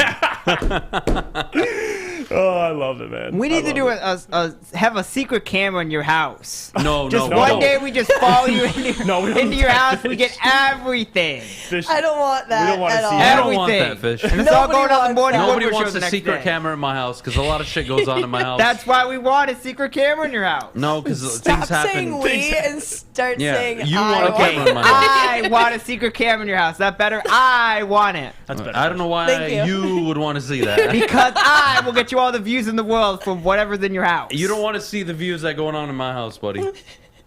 Okay. A lot of random places, Fish. A lot of random places. Okay. Okay. I mean, It I happens can, anywhere, I can get anytime. you There's 50,000 no, views, it's not but that's it's not fine. predetermined, Fish. You have to understand. Okay. All right, what the hell are we doing I here? can get you 50,000 views, but that's fine. You go for the different route. That's a good one. Oh my God. Honestly, didn't I do do agree this. with you guys. So I don't know how I'm still married. It's kind of impressive. She's awesome. I don't know how she deals with me. Anyways, that was the Detroit Red Wings. Oh, what the hell am I doing right now? Red Wings? Isn't that what we're talking Yeah, about? Red Wings Rangers. And can we Last talk about night. how, I know D-Mac kind of mentioned it, he was talking about duos he's excited for, and people talk about Lucas Raymond, Mo Sider. What about like Edvinson and Sider next year, like in the next couple of years? What's coming up through the pipe, Kalsa? And I know Spencer mentioned it, Soderblom. All these guys coming up the pipeline, my God. I mean, as terrible as the last month or two has been, I'm still feeling, I'm still positive. And Do that's we the best part still about it. think that they're better than expected this year? I think obviously there's a lot of excitement for them, but still, like if you're watching them overseas and just the potential they have, I don't know how anybody can be excited considering what we're lacking right now on this team. You have Mo Sider out there, but imagine an opposing defenseman in a guy like Edmondson out there, like just the length you have. Woo, D-Mac, you got me prepared. I'm ready. You got me excited. He was talking about it yesterday. That's probably going to be the next duo, and then you got Costa coming up the pipeline in the next couple of years. People are going to be excited, and it's going to be back to Hockey Town. I can't wait. Despite giving up 11 goals, there's positive things coming. There's positive things coming. Draft the cocaine. Draft the cocaine. Always. Oh, but it is what it is, guys. The Red Wings just got to finish off this season strong. Jesse Adams says, "Easy, Adam. You don't want to be the next Will Smith if Raymond took your wife." I mean, honestly, guys, I don't play that game. I'm not about that. If my wife fucks like Jada Smith, I'm not sticking around. I don't care how many kids we have. I'm going out and I'm putting in work, so that's not happening. I'm not just gonna sit there and let other dudes like go to town while I'm sitting there all depressed. I don't care how much money she has or how much money I have. You're gonna go to town. You get the hell out of town. Just like I'm done with you, all right? And we're moving on to the next one. It's that simple. No more marriage. I don't know why Will Smith is still with this chick. You marry the cocaine. Well, they obviously love each other. He literally told Chris Rock, "Keep my wife's name out your effing mouth." Dude, like, if I'm Chris Rock, I tell him, dude, keep dudes out of your wife's mouth first. How about that? Then they start squaring up. Literally, anybody can get inside it. I can DM Jada Smith right now, and I could probably sleep with her in the next Do week. it right now. DM her. She's easier than picking up butter from Kroger. DM her right now. Do it. Picking up butter from Kroger. Come on. What are we doing here? DM it and show it to the screen. As a man, you guys have to defend yourselves, too. You can't just let your girl go sleep around and be okay with it. He was defending himself. What are you supposed to do? Our problems. What's your problem? She's getting dicked by another dude. That's not acceptable. Okay, so turn it around. Huh? It's the same way the other way around. That's what I'm saying. Yeah. So if I'm cheating on my wife, she should freaking leave me. Sure. It's not even a question of, oh, we're going to marriage counsel and we're trying to figure it out. No. No. Yeah, the hell? You can't slap Chris. I'm not touching you anymore. You can't slap Chris You pig. Rock. You got to go slap the guy that she's having an entanglement with in August. No, wow, that's a big no, word. I'm not gonna waste my energy, man. I'm too. He's over there. I'm in my Zen mode, man. Like, you cheat on me, good. Go fuck yourself. I'm chilling. Oh my god. Goodbye. Never want to see you again. I'll go live my life. I'm fine. I'm a loner. I don't like people. I can live my life single and alone and be more happy than all of you. You have no idea. You have to understand, during football season on a Sunday, from 9 a.m. to 11 p.m., I could sit in one place on the couch with a bag of chips, a Sprite, I hear you, and a couple lines of cocaine. and some cocaine. And I will be the happiest guy on earth. I don't need anything. I can go golf during the summer. I can find anything I want to do. Don't talk to me about, oh, we have to stay in marriage. Shut the hell up, marriage counsel. What a joke. Wow. Marriage counsel. It's the dumbest thing I've ever heard of in my life. Just a money grab. You can't work out your wife being a hoe or your husband being a hoe. That's not a thing. All right? They have to work it out. They have to work it out, and they have to stop giving dick or getting dicked. All right? It's one of the two. They probably did work it out, and then Chris Rock said that, and that obviously offended her. It Look, didn't I'm offend just Will defending Smith. the men and women out there, all right, that are getting cheated on and are accepting it. Don't accept it, all right? Your husband's dicking another chick, leave his ass. Your wife is getting dicked by another dude, dump her. It's that simple. Leave his ass. Dump him. Anyways, how did Adam's we get to this life lesson. conversation? We went from Edmondson to... Weren't we talking about the Red Wings? It all kind of ties, all right? Yeah, it all comes back. Somehow it all ties together. All right, well, we're going to go from wings to talking about dick to talking about MyBookie. Guys, MyBookie is the premier sportsbook outlet, and you got to sign up today. If you haven't already, sign up using code Woodward, and they'll match your first deposit dollar for dollar. You put in $50, they'll give you $50. You put 100, they'll match you with $100. Bet from anywhere, anytime using MyBookie. And make sure you use code Woodward. If you have a gambling problem, call 1-800-270-7117. It took exploring 50 different formulas and hosting countless taste tests, but we believe Gypsy Vodka is the smoothest vodka on the market. Don't believe us? Ask the owners. We're Mike and Adam Kazanowski with High Five Spirits Distillery. We're in close to about 1,200 locations throughout Michigan. We wanted to create a brand that was geared more towards freedom, love, adventure, and at the end of the day, we really wanted to tell a story that inspired other people to take risks, follow their dreams, whatever that might be. 3 NBA championships. Detroit fans were there. 11 Stanley Cups. Detroit fans were there. 4 World Series wins. Detroit fans were there. And that one Lions playoff win in 1991? Yeah, Detroit fans were there. Woodward Sports, where the fans are.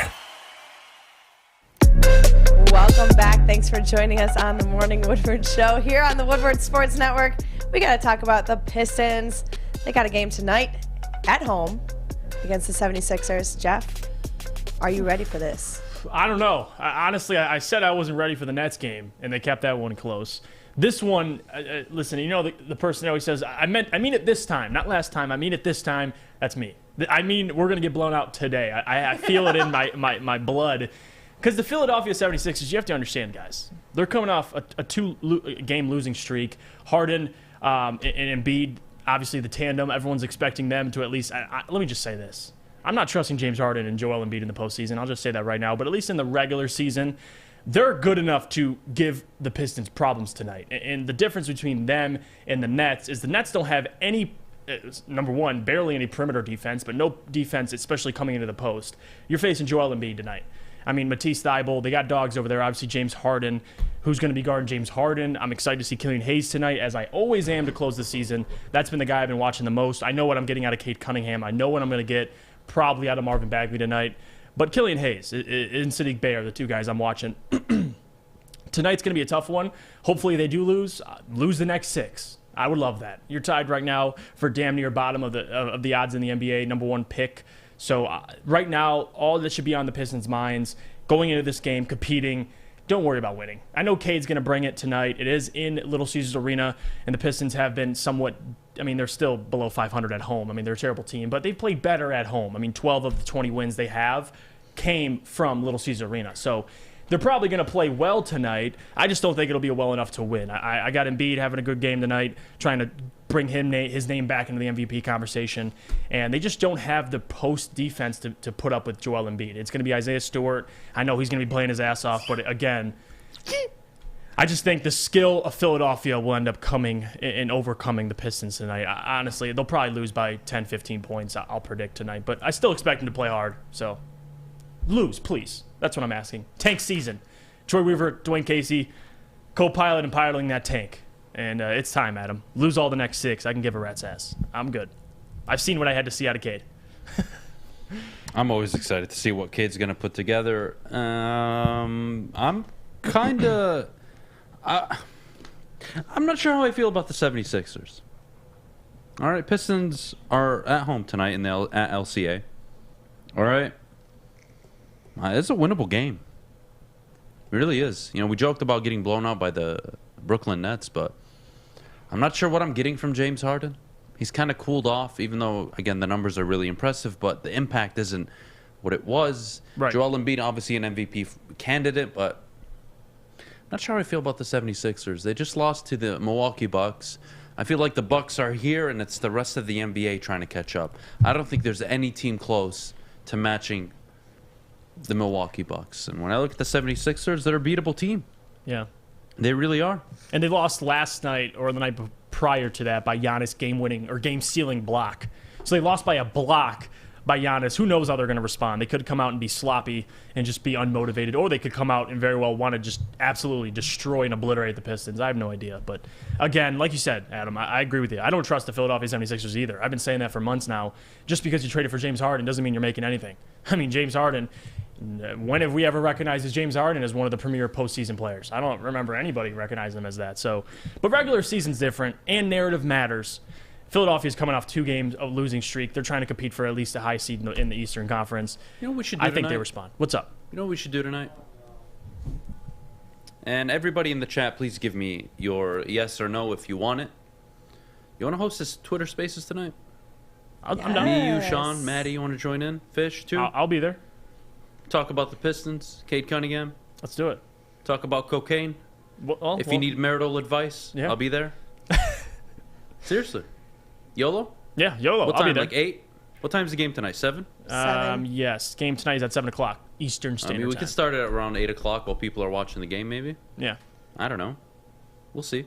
You guys in the chat can dictate whether or not we're going to do it. So you can put yes or no in the chat, and maybe we'll host a Twitter space. And if we do, should be fun. Last time I did it was actually pretty epic. A lot of you know what's funny, by the way? Mm-hmm. When you host a Twitter space, you can see, like, who's joining in. And there's some people. Sketchy people that joined. It's like, whoa. Wait, I don't know how comfortable I am with this dude in my lobby just seeing right their now. profile picture and you're like, Yeah. What? User 1, 2, 3, 4, 5, 6, 7, 8, 9, 10, 11, 12. Well, we don't have to talk about that right now. Oh, God. But the This is Pistons awesome. have been covering, though. We can give them credit. They've been a covering machine. They've been playing machine. good basketball. I don't think anybody can really complain.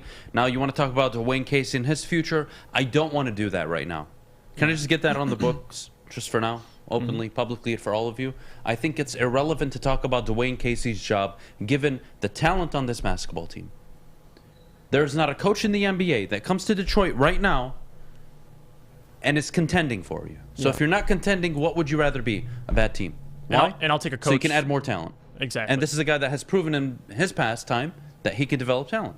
There you go. And he's gotten number 1 seeds before in Toronto. I'm not worried about Dwayne Casey. Do I get frustrated with him at times? Of course. It's an 82-game season. He's not going to hit home runs every single night. But this calling for his job is not going to change the fact that you're a bottom team this year and you're going to be middle of the pack if you're lucky next year. Especially down the stretch when you not. They want to lose games, but they're Sadiq kind of going into aiming year to lose 3. games. Isaiah Stewart, Killian Hayes. Cade going into year 2. You're going to have a top 3 draft pick with a rookie. Could be Chet, could be Jabari, could be Jaden Ivey, could be Paolo, could be any of these guys, right? Right.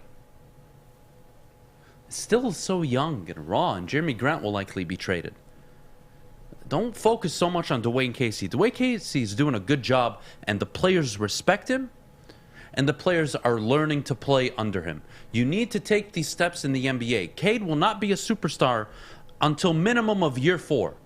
You're still years away from having a superstar game changer. Right. Now, could he do it sooner? Who knows? That'd be awesome. Mm-hmm. I'm not complaining, but based on the typical superstar potential, when they start hitting that superstardom, it's about year 4, year 5, year 6. Yep. So I'm not going to overreact to the Dwayne Casey talk, Jeff. Yeah, no, I agree with you. And we preached this, me and Sean, on the podcast as well. Like, Dwayne Casey, next season will be the year to at least judge him. But like Anthony said in the chat, Pistons talk, and I agree with him. This is something that people have been talking about for a while, him moving eventually to the front office. And I think that'd be a win-win for everybody. You get a guy like Dwayne who can help develop talent, someone that I would love to be a part of this Pistons organization for a long time. But at the same time, kind of not as bad as Jeff Blashill, but similar argument where you need another coach to take you over the top. That's up to Dwayne Casey. I think he's the right coach right now to develop these guys, whether you don't like him or not. I think he's a great guy, great coach, great leader of young men.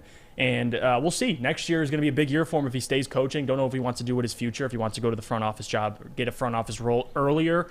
But if he wants to remain coaching, he's more than welcome. I mean, stay in Detroit. Stay one more year. We'll see what he does next year with another top 3, top 4 pick. And you never know. You know, you could win some games next year. But if they're just as bad next year, I can get the argument. But as of right now, guys, chill out. Chill out. Please. It's going to be a long season.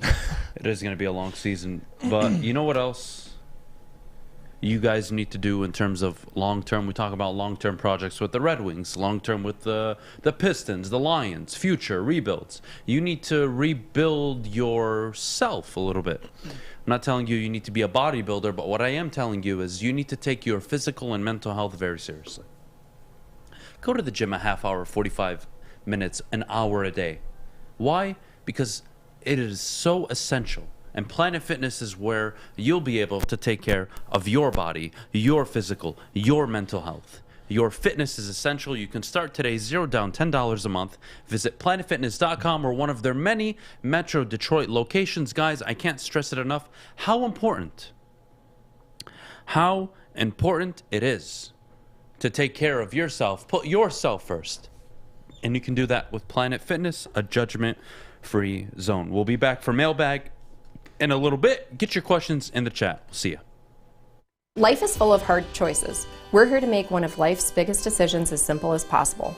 My name is Christina Gennari, and for over 20 years, I've helped hundreds of families buy and sell homes. We cover all of Metro Detroit and more, from large luxury homes to starter homes. We will work hard to make sure that you get the home of your dreams. So if you're in the market today or even thinking about buying or selling in the future, make the obvious choice. Christina Gennari, the obvious choice in real estate.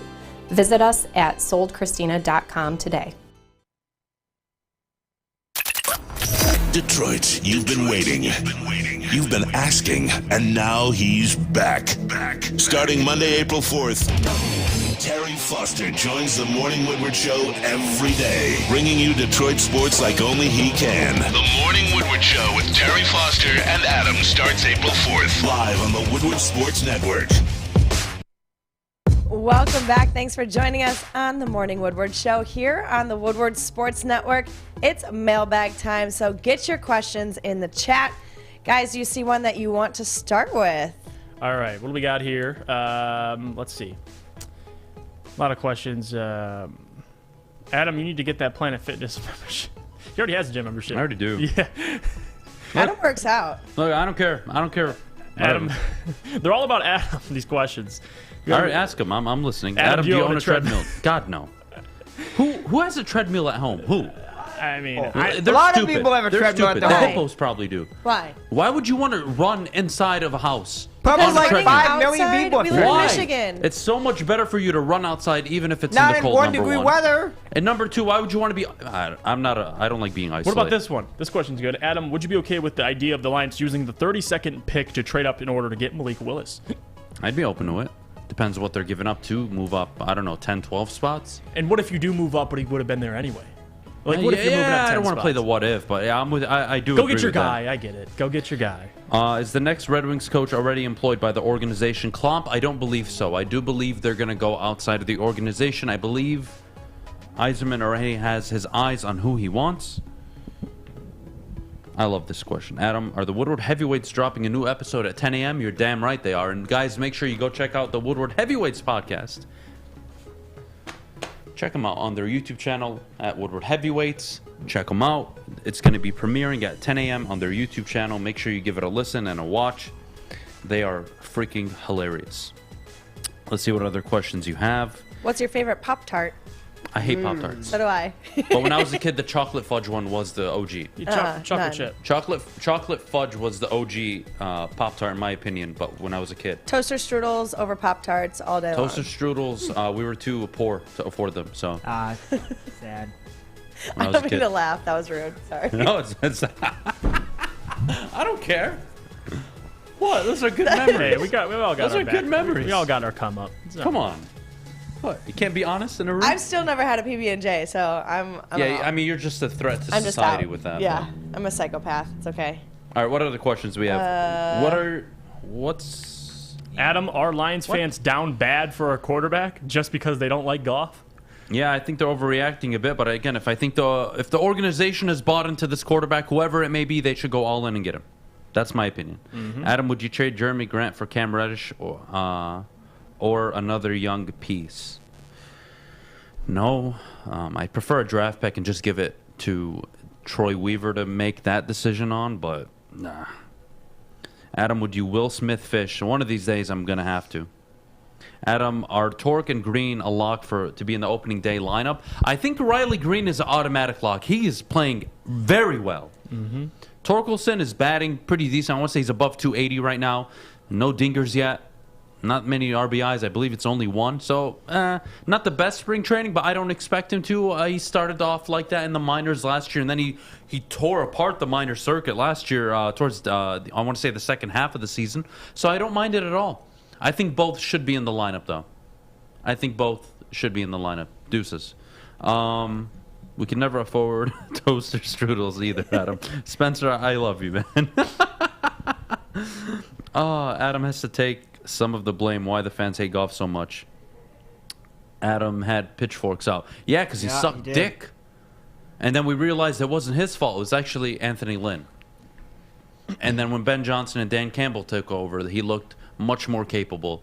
And you started to see flashes of what you saw in L.A. with him. But we've been saying bridge quarterback. I mean, But he's always been a bridge, Yeah, so it's yeah. not like you all of a sudden. I mean, we knew what he was coming in. Yeah, but he was dick for the first 8 Yeah. weeks. Oh yeah. Yeah. Not a absolutely. question, but I think Adam should have his own YouTube channel. I mean, that's what I'm here for, Woodward Sports.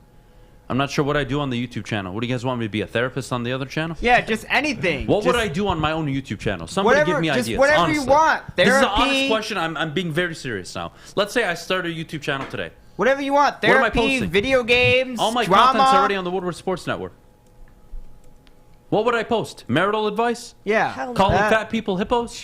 What? I don't know. You sitting in a room doing nothing, just like thinking about your thoughts. What's the over/under on how many months your channel gets canceled? Yeah, just I'll rant- say like Oh, under a month. Under a month? Under a month if I'm not restricted. Oh, yeah. No, under a month, I'm getting canceled. Yeah, we're going after everybody. It's just talk with Nobody's Adam. safe. Nobody's safe. I don't care what pronouns, laws. I don't care what you got against It's me. just I'm going after all of you. Adam, 30 minutes of your day.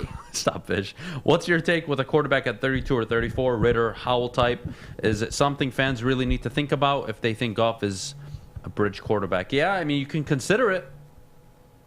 You can consider it, but, you know, I'm not sure. I'm not in love with any quarterback this year. I'm open to taking a chance on one at 32, realistically, not 34 because of the fifth-year option. And, I mean, that's just kind of it. Oh, that's a good channel. Adam's totally offensive views of the world. Yeah, I like that. You mean totally truthful views of the world. Yeah. Hippos are some of the most dangerous animals in the game. They are. They're a nuisance to society. We should eliminate them. I like this question by Anthony. If you had to trade down in the NFL draft, which team would you want to trade down with? Assuming they takes two to tango. So assuming they want to Atlanta. trade. Atlanta feels like the right suitor. Atlanta feels like a team stupid enough to give up a future first that could be a top 6, Yeah, top 7 God, pick. you read my mind. So I'm going Atlanta on that one. I'd agree with you. Atlanta. Let's see. What else we got here? Adam is built like Penei Sewell. I mean, it doesn't look like he's 6'7", I wish I was that 300 strong. pounds. I am not Yeah, I that was gonna strong. say, I am not that strong. Is Woodward hiring by chance? It depends. I mean, we're not really. We're always hiring, but we're not. Yeah. It's kind of a weird thing, you know. This is a startup social network. You want to get in, you gotta pester emails, you gotta send content that's got to be good, funny content, and someone's got to get a notice of you, and we go from there. Adam, read my offensive comments, please. Let's see. Oh, God. Adam is built like Penei Sewell. What else has he got on here? That wasn't that offensive. That's not offensive at all. I'm trying to find what else he has. Adam, are you going? He says, Adam, are you going to stop talking anytime soon? No. I don't know why you would stop talking. I mean, this. Adam Uncensored, coming soon and being canceled on YouTube soon. You got to chase Adam down at Big Boy. Damn right, Spencer. You guys, you want to know how Spencer was hired at Woodward Sports?